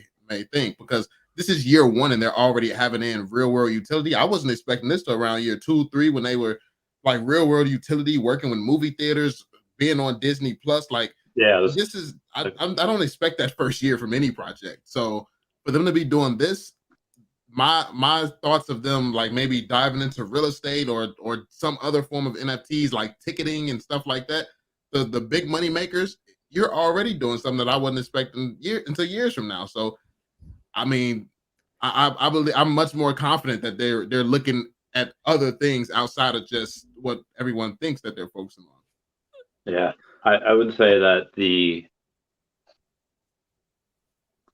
take profit is my goal would have been to only sell like 5 million next year, OMI, and still have like 108 million left. That but because then I wanted to just be able to pay taxes, get that Tesla Cybertruck, get a new apartment, and then literally use the rest of that for as expenses for the rest of the year, depending on what OMI was. But if it winds up going, 30 to 50 cents, like, okay. Well, I definitely need to take a little bit out at 10 cents because I have to pay for the Long Island OMI party. And that'd be, and then I think at either 30 or 50 cents, I'd have a Orlando party where I'm going to pay for everybody's OMI tattoos. And so that'd be fun. Friend Stacy will do that. And I said at $1, I would have Lindsey Sterling perform a private show for a bunch of us. I don't know where that would be. Maybe like the middle of America, like, oh, fly out to Chicago, get your private show, whatever that is. We hop it on the PJ or what? The PJ? You picking me up in the PJ, the private jet? I don't have a pilot's license. I know I was in the Air Force. I worked around aircraft. Oh, I don't want you flying me. You be doing, hey bro, look, I can do barrel rolls and stuff. I don't need you flying. I don't need you flying. I know you, man. I love you, but you crazy. So I don't need that. A little buy one and hire a pilot. It's fine. That's it. Yeah, we could do that. That's it. So Crypto Chris, shout out to Crypto Chris. He's got a YouTube channel as well. Thank you so much for the support, man. Mentioned a lot in the comments right now. Always appreciated. He says OMI will have a pump when Andre drops next video as well. Will be temporary until more exchange and utility are rolled out. For those of you that don't know, he's referring to Andre Jick, who made a video back in April of this year. I'm assuming many of you probably saw it that are in the project. It was OMI to the moon, $150,000 invested, where he went over the fact that he invested, shocker, $150,000 in OMI, holds 16 million OMI and hasn't sold a penny since. Do you think, outside of Andre, we can talk about Andre as well, but do you think large content creators like Andre who have 1.7 million subscribers on YouTube, do you think that they will have an impact on the short-term price action of the token? Like if Andre was to release a video, do you think that it'll matter to anyone? Absolutely. Like, do you think people will care? Absolutely. It's people right now speculating that things that I do moves the token. So if there's any truth to that at all, like if I say something and things change in the market or something like that, people at Andre level, his audience, definitely, because I think my opinions and my speculation I feel like I'm seeing as more as a joke, to be honest. Like I don't feel like a lot of people take what I say serious. I think more now, so that so much stuff has come true. It's just like, you can't deny it at a certain point, but I don't feel like if I've had any type of impact, and they're much more respected than me by far, with a huger impact than me and a bigger audience, of course, I think we're going to definitely see some movement there. Yeah, I'm sure it will too, and I know why. I have a buddy of mine that has several million followers on Twitter and even more subscribers on YouTube. Had talked with Akomi, and they said, "Don't make content yet." Wow. And he's more known for Spanish speaking, so I can't exactly say how many subscribers and followers because that might give it away. Thank you, Your Honor. But it is Akomi knows that. I think the only reason why, again, you see it with Crypto R Us. The only time he mentions Akomi is when people super chat him and say, "Oh, what do you think about that?" And his generic go-to answer is like, "Yeah, I think they're really good because of the licenses," and that's it. This guy is extraordinarily smart. Goes live twice a day. Doesn't have a script. He just goes on and talks. And the only thing he can think to say is, "Yeah, I think they're good as a license." I guarantee you that man has like 10 hours worth of stuff that he wants to say, but can't because the Comi's like, not yet. So they've already told it to a buddy of mine. So I'm very positive that Andre Jick and others like him will probably have an effect. Like saw in Earth 2 when we found out Logan Paul was buying piles in Earth 2. And he's already mentioned it before, and that's where you saw the price go from 5xing in March, from 0.002 something to 1.3 cents. So, yeah. Somebody actually brought up a good point.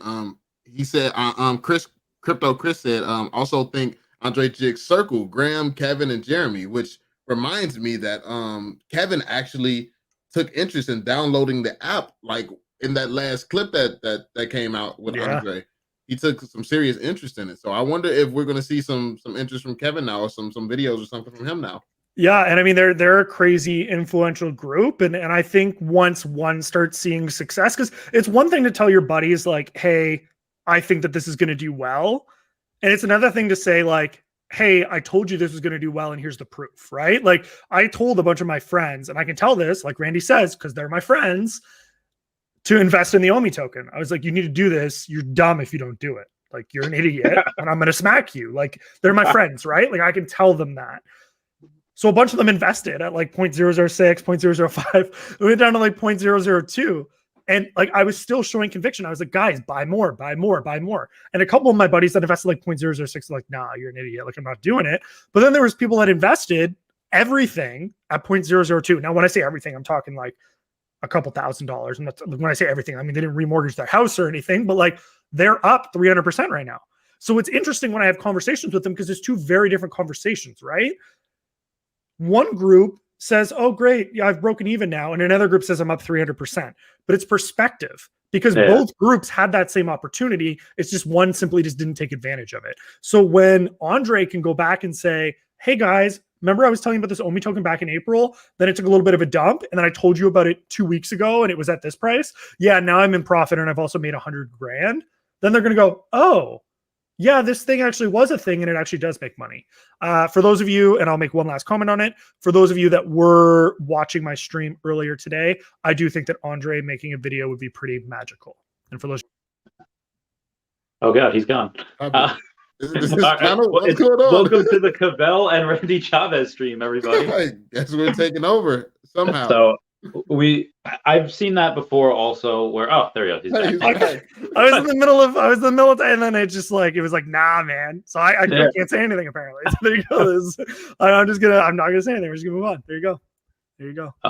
That's crazy. So yeah, I've seen this also before where you wind up pulling your hair out, like telling people like, hey, get in this. And to their credit, my friend Paul was like, yeah, well, you told me about this in April where it was 0.007. It's the same price as it was then. Like what good is it? And they use that as a metric to not do any research into the project. And finally, after enough bugging, he finally went in. I don't know how much he has, maybe 500,000 OMI or maybe.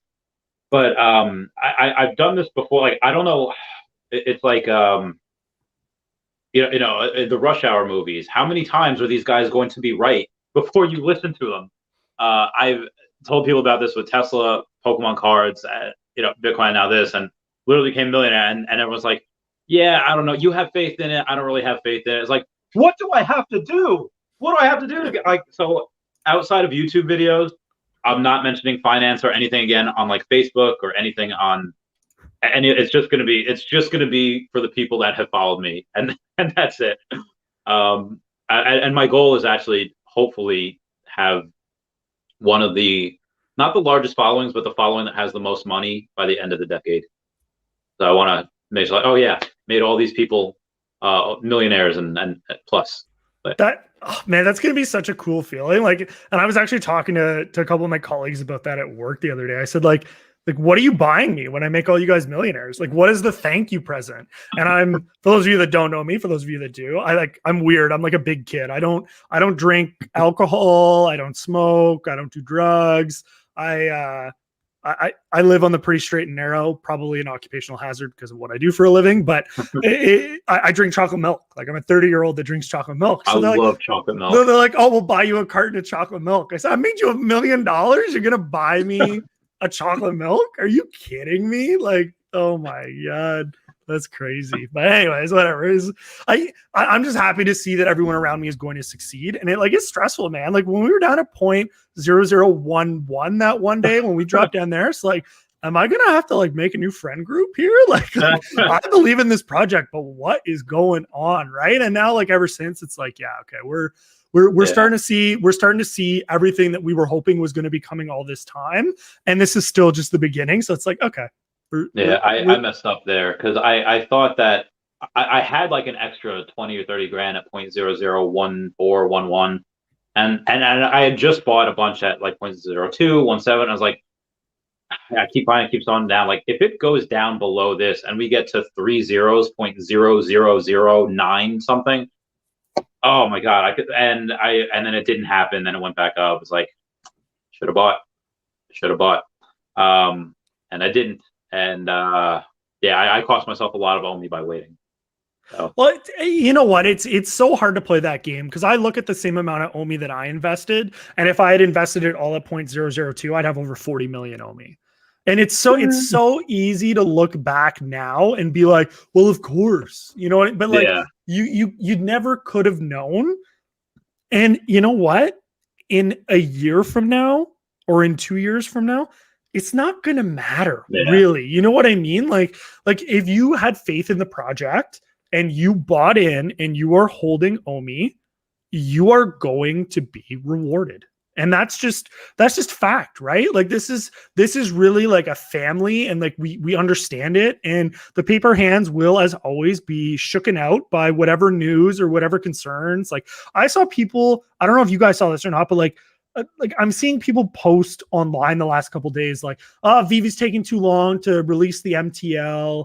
You know, I'm going to sell all my collectibles and all my OMI and I'm going to get out of the project. And I'm just like I'm starting to comment to these people and I'm like, you know, 6 months ago, maybe that was a logical thing. There was no light at the end of the tunnel, but like people are trying to convince me when I was calling people out publicly on Twitter the other day, when I was like, anyone that's selling gems for 0.06 on the dollar, like do not buy from them. They're clearly bots that are trying to sell their gems off of their secondary accounts because they see KYC and MTL coming in and they're like, yo, we got to get rid of these gems. And people are like, no, there's a lot of legitimate people selling at 0.6 because they're tired of the project. And I'm like, respectfully, you're an idiot. Like, no one is looking at this now and going, oh, hey, in 2 weeks, I can pull out my money for 100% on the dollar, but I'm sick of this project now. I'm just going to pull out at 0.6. You're an idiot. Like, no, that is not happening. Don't message me and tell me that it's happening because I'm going to tell you you're an idiot. Like, no, that is not what people do. And if it is what people do, give me your money at 0.6 on the dollar and I will make better use of it for you. Anyways, it gets my blood boiling. I just read when people do this like, yeah, no, I feel you. Chocolate milk is good. The other day I had, like 2 weeks ago, I was in Atlantic City with my girlfriend and she like didn't sleep the night before. So we get there, we get dinner, and like she fell asleep at like 9 o'clock. I was like, she'll probably just take a nap and she'll wake up. So I'm playing poker with Ari Realty Investments, the guy that is on my channel a lot, and I get an alcoholic hot chocolate. It's just a hot chocolate with Bailey's in it. So good. I imagine you could do the same thing with chocolate milk. Just put a little Bailey's in it and it's fine. But yeah, the reason why I want to stay and hold the OMI through most of next year is because I don't want to pay those short-term capital gains. I don't want to pay 45, 50%. I'd rather take the long-term capital gains, pay like 15, 21%, whatever it is. So. Yeah, no, it's interesting. And I admire you guys for your conviction for like it seems like, I mean, obviously, Randy, you have a lot more OMI, so it's easier to call and easier like take profit level. But like Cavell, like big ups for you for being like, nah, my first take profit level is gonna be $1. Like regardless of whether you think it's gonna be $10 or not. Like I honestly think one day it very well could be. But like even knowing that, I'm still taking profit at 7 cents. Like it's just like, you know what I mean? Like even if it's just a little bit, it's just like, so like good on you for like, now I say that, but of course, like I said, if it rockets up to like 30 or 40 cents, that's a different story. But it's just like, it's crazy. And it's so crazy to sit here and talk about it now. Like I can't even conceptualize that amount of money. Like when I did my interview with Aaron, shout out to Aaron, you know who you are, even though it's not your real name. He has over $1 billion OMI. And I did an interview with him last week and he invested $6 million in the project. And I was like, dude, like Like that's conviction. You know what I mean? Like he made a bunch of money in crypto and he's like, this is the project of the future. And I was like, bro, like, what are you going to do when you have, like, if it goes to $1, you have $1 billion, you became a billionaire. And he's like, yeah, like money's money, man. Like, he's like, I believe in the project. Like, and he's very similar to you, Randy. Like you can tell that he has, and I love that we have, and not all whales in the community are like this, but we have a lot of whales in the community that are very much like, we have good purposes that we want to use with our money and we're going to be responsible with it. Like, I just don't feel like they're going to be dumping it on our heads. So it's good to see that. And like I said, if you add in the additional incentive with the OMI utility or staking program of giving people further incentives to stake their OMI, the price action that we could see. Yeah, I like someone that was on Taps's channel, Breadcat, Brock Breadcat. He has a Taps asked him, like, how much OMI do you have? If you roundabout, and he says, well, some people start their OMI with an M as in million, and he's like, some people start with other letters. And this guy, I follow him on Twitter, Brock McBlockchain. Yeah, he's got a passion project coming out called Fishes, and he's one same thing. Like if you watch his interview with Taps Trades, he's not in it like for the money. He's not in it for he knows a good thing when he saw it, and he tweeted out like 2 weeks ago was whatever. It's like guy that already has $1 billion plus OMI, or so he leads us to believe, which he has no reason to lie, put another $200,000 into OMI like 2 weeks ago. And somebody asked him, like, okay, well, why now and not like 6 months ago? I was like, well, 6 months ago, I didn't have this extra $200,000. He just flipped a bunch of collectibles, and he did that. So the fact that someone like that is putting their energy into just another passion project and can kind of attribute the success to OMI is just, OMI is already funding other people's projects. And like your friend, my animal sanctuaries and whatever in the future, OMI is a very net positive force in the universe. I love that about them. I think it's really very kind. I think it's important to take the good with the bad as well. So for that, because I don't want anyone to feel like I'm censoring these comments or just picking out the ones that I want to read. With that being said, obviously people feel differently about the project. So this is one of them. This person, Raj, thinks utility isn't going anywhere until 2023, most likely. And he doubles up that sentiment saying, wanna bet MTL doesn't come in 2021, Foster. I'm not really a betting gambling man. I'd like to see it come this year. I'll bet him. There you go, Raj. So what are the stakes? Because Randy's in it for you. I personally think that it will, because they're literally in the process of beta testing it now. So yeah. I mean, you're giving me 60 days for something that I think will be here in 2 weeks. So I mean, I'd probably be inclined to take that bet. So let me know what your stakes are. Yeah. I'll definitely. They said on one of the spaces that MTL will come before exchanges, and you can make the argument, oh well, maybe exchanges won't come until 2022. Okay, you could try to say that, and you'll get laughed at, but no, MTL should come probably next month. Again, if exchanges are coming by December, MTL is coming next month, because they've said before MTL is coming before exchanges. So yeah. What do you think, Cavell? About the MTL coming? Yeah, do you think it'll be here in 2021? Definitely. I don't even take those type of comments seriously. I feel like everything I say, people just say the opposite. So I'm just like, I just sit back and let it happen at this point. It's like, yeah. For sure. But no, I agree with you. And I 100% think that it will be as well. It's just, there's 105 people here. And I don't, like I said, I pick out every couple comments that I can, but obviously try and keep the conversation going. And, I think it's important for people to understand that, not everyone believes that things are going to move quickly. I will say one of my only critiques of the project is not the speed in which they move, but it's the time frames that they give relative to when things actually come out. I'm fine with the pace that the project is moving at. What concerns me is when they end up saying, hey, this is coming at this date at this time, and then it doesn't come, and then it gets delayed, and they give us a new date, and then it doesn't come. That's when it becomes a problem to me. But other than that, I'm perfectly happy with everything that's happening in the project. Atomic, what's going on, brother?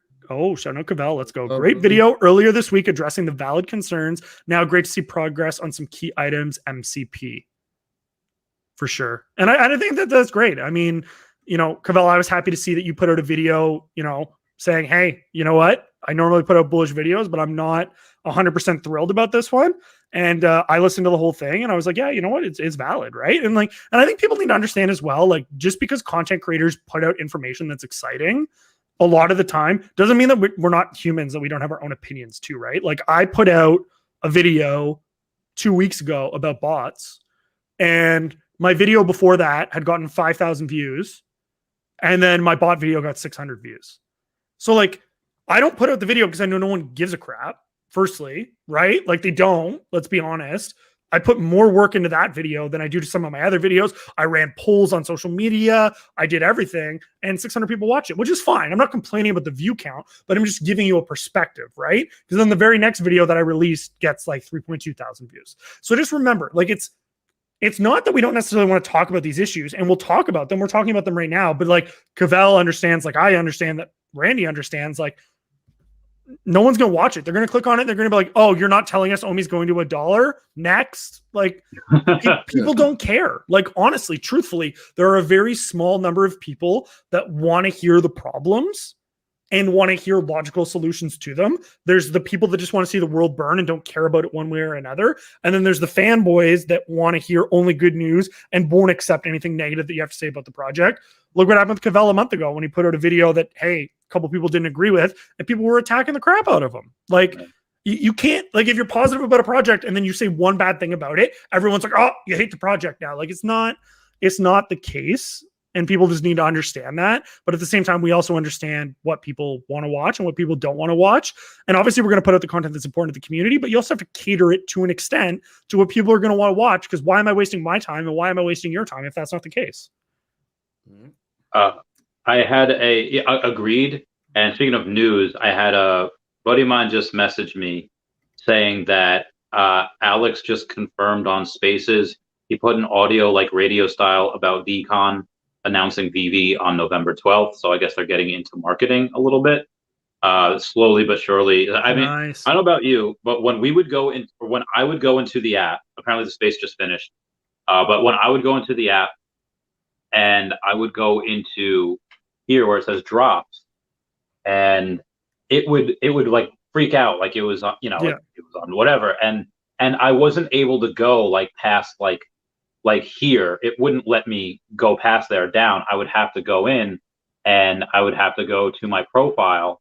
I'd have to go to my sets, and I would have to scroll down that way to find it. So as far as I think they've updated their servers, and maybe they haven't told us, but whatever it is, the app has been improving despite the amount of people that are coming in like this. Like Reese said this morning on that Discord AMA, we've got thousands of people coming in every single week, more than 500,000 monthly users, which are users that log in 3 times per month. So despite having that, their app is being improved. He said it's marketing, that they're getting into it like now. So that's sick. Another good catalyst. And we've also burned 50 million OMI today. So that's awesome. That's awesome. They definitely, I feel like they definitely know something that we don't know. Well, obviously they do, but with Disney being announced right now, and it felt to me like they were at max capacity, all the lagging, freaking out. Like they announced Disney. Now they're talking about, now they're marketing apparently. Like maybe they've been preparing something on the back end that they can only do until after Immutable. And maybe this is a sign that Immutable is done, and now they're popping out servers or whatever, and now it's time. Like, it could be time. For sure. No, I completely agree with that. And then Raj, to your comment, it sounds like Raj is willing to bet you for some OMI there, Randy. So we'll see. You see, think about it, had to go through a third party to get the MTL. If they had the money, what bank would say no, especially with the licenses? It's a global money transmitter license. So the company that they operate with needs to be able to operate within every jurisdiction legally. A lot of banks don't operate internationally, so you have to work with a third-party provider in order to provide this service. Yeah, and arguing with you, but just providing the perspective. So yeah, and the fact that getting it into, because you're obviously going to put take out into fiat, into your own local currency. Earth 2 does not have that yet, and Earth 2 has been out slightly longer. What you have to do. It doesn't work with banks in the US. You have to get a Revolut card for Earth 2 if you want to withdraw. you withdraw it to your Revolut card, and then you transfer it to your bank. Like OMI could have done that same thing. They could have been like, oh, hey, it only works on these X of these countries. The rest of you guys get a Revolut card, which is free, but it takes like 3 to 5 days for it to get there, business days. And it's the same thing as, selling stocks, where you sell stocks, you got to wait for the accounts to settle. You got to ACH it or wire it if you want to pay some more money. But what OMI wants to do, which I think whether they want to do it or not, they're essentially becoming a bank. And that is disrupting the banking industry in such a crazy way. They're, like I said, they're going to be a social media platform with their metaverse. They're going to be a bank. They are disrupting so many industries simultaneously. This is why I do what I do, to put in as much money as I can. For sure, man. For sure. Atomic again with the donation. I swear, anytime that I'm watching a stream with Randy or whatever, Atomic's always donating to you. Anytime you're such an awesome supporter of the content creators in the community, brother. Thank you so much. I don't know how much OMI you hold, but I swear if you put half of what you donated to us into OMI, you'd be a millionaire already. But the support is always appreciated, man. Yeah. What are your views on sellers of NFTs being able to rug pull assets, even if they believe they are fixing or upgrading? Seems wrong to me. I guess that's a gamble. What he's saying is like, oh, what about people that have, that they did with Jake the dog the other day? It was at like $100, went up to like $212, and now it's back to one. That's just whale manipulation. You see that in stocks, you see that in Bitcoin, you see that in stuff with multi-trillion-dollar market caps. Of course, it's going to happen here. A long-term hodler with patience will just be like, crazy ride. A lot of people that go on and maybe don't have the stomach for it, and they bought on the way up at like 180. I'm like, oh, good, it's up to 112. Let's go to 120, and then it continues falling and falling, and then they sell because they're. I mean, not everybody should be invested. My friend Brian did the same thing. He was a broker, and he tried to get into stocks or high risk lending deals. He couldn't take it. He was always worried that people weren't going to pay him back. He was losing sleep over it. He was losing hair. He had alopecia. Some people just shouldn't do it. So you have to decide, which way you think you should go. Yeah. Cavell, do you have any thoughts on that? I actually have like a little premium group now that I talked to, and they were actually telling me about it. And I told them that I thought there was whale manipulation, and I think we're going to see a lot more of that. People are FOMOing into everything around VeVe right now, and I think it's like Warren Buffett or something who said that, like, if you want to invest in something, wait 3 days or whatever and see if you still want to invest after that 3 days. If you want to make an investment, wait like 3 more days and then see if you still feel the same way about it. I don't think that you should be just jumping in, FOMOing into something because, it's about to take off. Like, that's the easiest way to get got when it comes to anything. So you just got to be patient, watch something, learn, and really understand the catalyst that makes something move before jumping into it. Now, I'm no expert on NFTs. That's why I don't go, like, I just collect for fun and for things that I think is going to go up, obviously. Yeah. But yeah, that's not my main thing. I'm an OMI investor first because I can put the time into understanding the token and that aspect. I'm not going to do the work that it takes to really understand NFTs like 100%. Yeah. So I know enough not to get rug pulled. It's like, so that would be my advice. So Atomic clarified with another super chat. Thank you. Rug pull is referring to VeVe's fixing the Fantastic Four comic that was a misprint. That's what I'm questioning. Okay. So that is interesting because I know a couple people bought up a bunch of them, seeing that it was a misprint, thinking that it was going to benefit them, and then VeVe's going to correct it. What I would say to that is, and this is just a rule of thumb for kind of anything in life, if something is too good to be true, it probably is. So that was a gamble. And that's it. Like people saw that there was an issue with something and they tried to exploit it and manipulate the fact that there was a problem. But you have to you have to expect that VeVe's going to go in and make things right. I did the same thing, to be fair. I actually bought a few. I wasn't going to buy it. Oh, really? I bought a few as well. I tried it, but I knew it was a risk and a gamble. I knew it could have went the other way. So I mean, at the end of the day, the token itself is minted on the blockchain. You will always have immutable ownership of that token.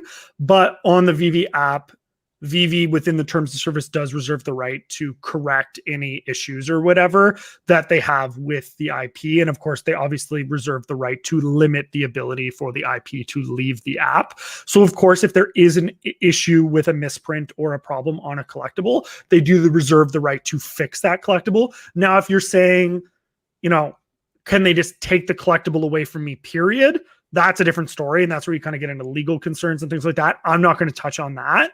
But no, I don't think VeVe is ever going to be in a position where they kind of just take your collectibles from you or intentionally devalue anything that you own. Like that would not not work at all. So I don't see that being a thing.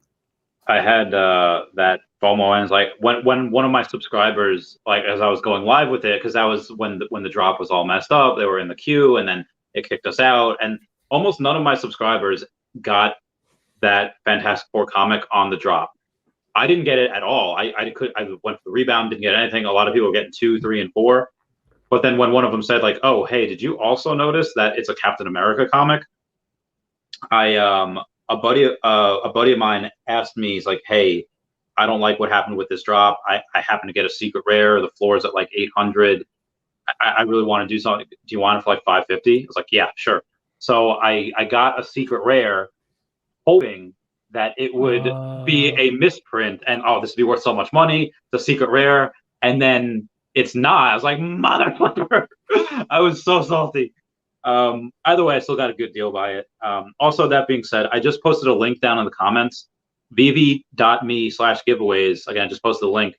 There are 15 passes that they're giving away, VIP passes, that you could go and hang out around their booth. And so that's where it is. So I just posted that. A buddy of mine just sent this to me as well. It's like, oh, good times. That's cool. And it's cool that they're adding in engagement for the community and real world utility for the NFTs. And they're going to be giving out physical NFTs with the digital collectible versions. Like they're just integrating so many different types of collecting and fandom. It's so exciting. And I absolutely can't wait for everything that they're rolling out. I think what people forget is like, we're still very early in the infancy of the project. There's still things that we need to see. There's still the migration to Immutable. There's still MTL, there's still OMI to NFT, there's still VeVeverse, there's still so many different things that are coming out that haven't even been accounted for or priced in yet. Like we're still at the very beginning, and things once they do start to roll out will cascade and will change very, very quickly. And this is a perfect example, Mark. People flipping Gold Dragon Girl for 1,600, Shilicon exclusive. Guys, don't be me. Don't be me with Spider-Man. Don't start selling stuff because you looked at the Master Collector program once and you're rethinking everything, because you're going to be buying all of this stuff back in a few weeks for double the price you sold it for, because they're going to change one thing in it. And you're going to realize that things are valued at more. It's just an outline. That's what I see people. I think they're really messing up where they're going in, and it's one thing if you're like me and you spend your last dollar, you're not selling anything, you just spend your last dollar on collectibles. But I feel like some people are saying like, oh, okay, well, I have this really cool ultra rare Harley Quinn, 1 out of 500, but it's worth the same as a Bond poster, which is worth like $300. So they go and I don't know if anyone's doing this, but they sell their Harley Quinn to get other sets that I would not do that. That's still 1 of 500. Like, please, guys, do not do that. Anything under like 2,000 mints, please do not sell. Not financial advice, but some people are really taken into the market Master Collector program where I feel like it's really not that much of a difference. What you'll get, like you're either going to be at the top, or you're at at middle towards the bottom, and you selling your 1 out of 500 Harley Quinn rare to get ultra rare to get a bunch of other these is maybe going to get you up here. It's really not going to do much. I just want to bring that up. I think people are putting, and not to say that points aren't important, but understand that points, yes, they give you levels, which give you access to certain things, but unless you're competing for like top tier Master Collector level, you don't need 1 million collectibles. And if you are collecting collectibles specifically just to get points, understand that you're going to get one drop from those points, and you'll maybe bid enough points to get access to that drop, or maybe you won't. And then you're going to have to wait another 5 or 6 months to accrue enough points for it to matter. So just remember that. Like, you are putting all of your emphasis on increasing the statistical likelihood that you secure one collectible from one drop. That you still have to pay for. And you still have to pay for it. So it's not even free. It's just, hey, yeah, instead of clicking the buy now button, you don't have to click the buy now button. Like, you're good. We made sure that we reserved one for you. You're not in a race. Like, so just remember that. And this isn't to downplay the Master Collector program. I'm not saying that it's useless. There are a lot of benefits to it, but just remember, like, it's not worth selling all of your most prized collectibles to go load up on a bunch of $7 comic books because you think it's going to be the best deal. Like, just take a moment and just, it's, I mean, hey, there's people out there getting deals. Congrats, Mark. You got the liquidity for it. You're able to load up on it. I am tapped out when it comes to anything. I got no money to invest in anything. So I'm not picking up any deals in the marketplace right now, but I'm sure there are deals to be had. I'll still take you up on the 5 million OMI offer to sell my collection, possibly, depending. So we can talk about that at a later time. But yeah, it's interesting world we live in. I think Chris says it best. People are going to regret selling the secret rare comics. I feel like they're going to change the point system on that. And I don't know that they're going to change it necessarily too much. Because holding the secret rare comic in and of itself is the value. Like, that's worth thousands of dollars. But at the same time, you still shouldn't be selling it. Like, even if it's not worth any points, like, it doesn't matter. Like, the value in it is the amount that it's worth and the scarcity that it exists in. So I feel like people are putting way too much weight on the Master Collectors program. Like, it's just really nothing, not taking anything away from it. But ultimately, VEVE is simply the middleman. The value is in the fact that you're holding Disney, you're holding DC, you're holding these licenses. I mean, the middleman is offering a glorified service. I mean, it's cool if you love the project, but you gotta just think about it logically. A middleman is offering something that they think is a cool addition. Yeah. Ultimately, you are just you're. This is something valuable. This is something that's going to be very, very valuable in the future. And if you want to give up a piece of history, some of the first appearances of things in the world, for a few points that after you use it is, I mean, for a chance at possibly maybe getting something that come on now. I mean, it's no contest. You shouldn't be making rash decisions just for the Master Collectors program. It's cool, but it's not that cool. Anyone else noticing issues in the app with it lagging? I haven't been on it in the last 3 hours, but I guess a couple people are. It was fine. It was fine. Okay, maybe it's just your phone, Slava. And Mark again, but yeah, Mark making a funny comment. Points are used to get points to win drops, so you can secure a secret rare. So people flip secret rares to get it. See the irony? It's 100% right. Like, this is the problem with, like, that delayed gratification, right? Like, people want everything and they want it now, so they get a drop, and then they don't know what to do with it once they get it. So then they sell it for less than what it's worth, so that they have gems to buy the next thing that they don't need, that they can sell for things that they don't need. And, like, it's just. It's a system for sure. So it's definitely pretty interesting. I know we've gotten pretty deep here. We're 3 hours and 20 minutes into the stream, and I don't want to keep you guys. I don't want to say too long because we're already at the too long point. But we've consistently had about 100 people watching for the last 2.5 hours. Of the 3, it started a little slow. I think Daniel Lee was finishing up a live stream there. I think we had some people migrate over for that. So thank you so much for that. I'll get through a couple more comments, but just, do you guys have any kind of final thoughts or feelings on the Master Collector program? Because, of course, that's what we were originally discussing when we started this kind of live. Was there anything in it that you're really happy to see, that you're looking forward to, that you'll be utilizing or taking advantage of? Is there anything that you're going to be putting in those request forms to see if they have changed, or how are you guys feeling? I'll get one final pulse from you guys before we wrap up here. I like the fact that they have given themselves some wiggle room, saying, guys, this is subject to change. Don't change your whole collecting process for this. And I also like, we were kind of going, me and Cavell were going over before, hey, it seems like we should be getting a little bit more points for these secret rares, only giving us half a point a day. And I feel like it's good that they went too little instead of too much, because if we said, oh, this is too many points for this, imagine the backlash they would get if suddenly they were getting this many points for it and then they went down. So you're right, that was too much. But now, instead of like going that way, they start off with very few points and then they can scale up. So I think that's the very genius for them, acting like they're giving us 2 or 3 things where they say, oh, by the way, now you guys are getting this many points for this and this many points for that. They're able to go and do that and say, it's like almost like giving us 3 things with just the one thing. So I think that was very good. That was very cool. Fair enough, Cavell. I mean, nah. I'll just leave it there, man.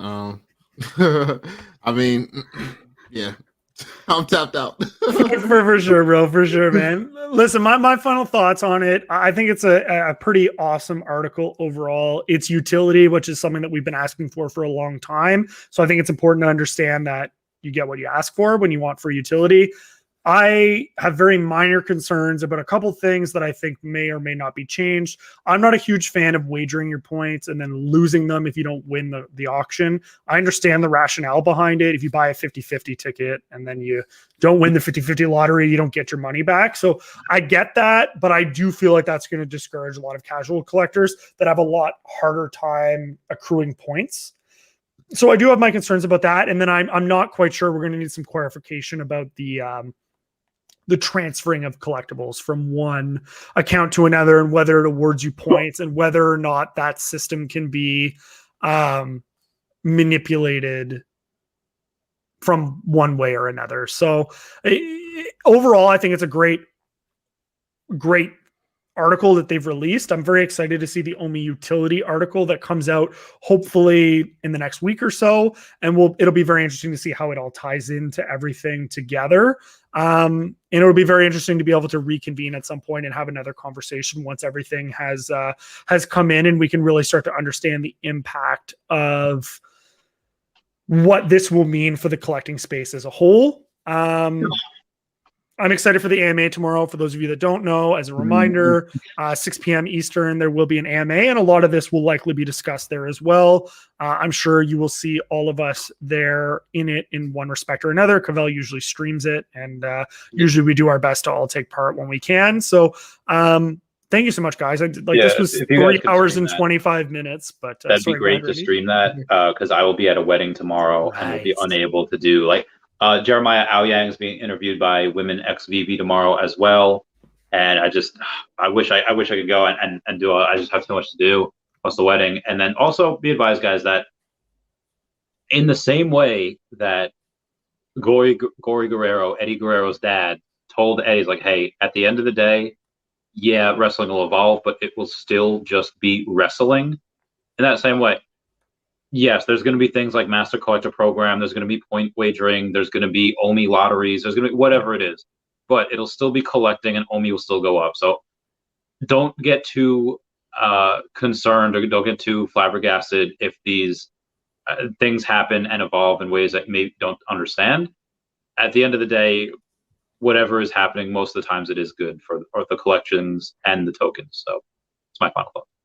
For sure. No, well said. Well said. And once again, guys, thank you so much for coming on the stream tonight. 3.5 hours was a big ask, but it felt pretty natural and the time seemed to flow, pretty quickly. So thank you so much for being willing to do that. And I'm sure, I hope anyways that the people that were watching the stream or watching it back after the fact get some value out of it. So with that being said, guys, thank you so much for watching. Obviously, if you're not already, please make sure to like, comment, and subscribe. I would be absolutely shocked if you are subscribed to me and you are not subscribed to either Cavell Anderson or Randy Chavez. But if you are not, make sure to subscribe to them. Everyone say bye-bye to Dashi. Bye-bye, Dashi. And I'm going to grab some AirPods for tomorrow. I was going to put my hair in like a ponytail, but now I'm going to wear it like this so I can go and at the reception. So like, does anyone have any objections? Yes. When they go and they announce something cool. Like, Oh God! All right, thanks for having me. All right, thanks. I have to pee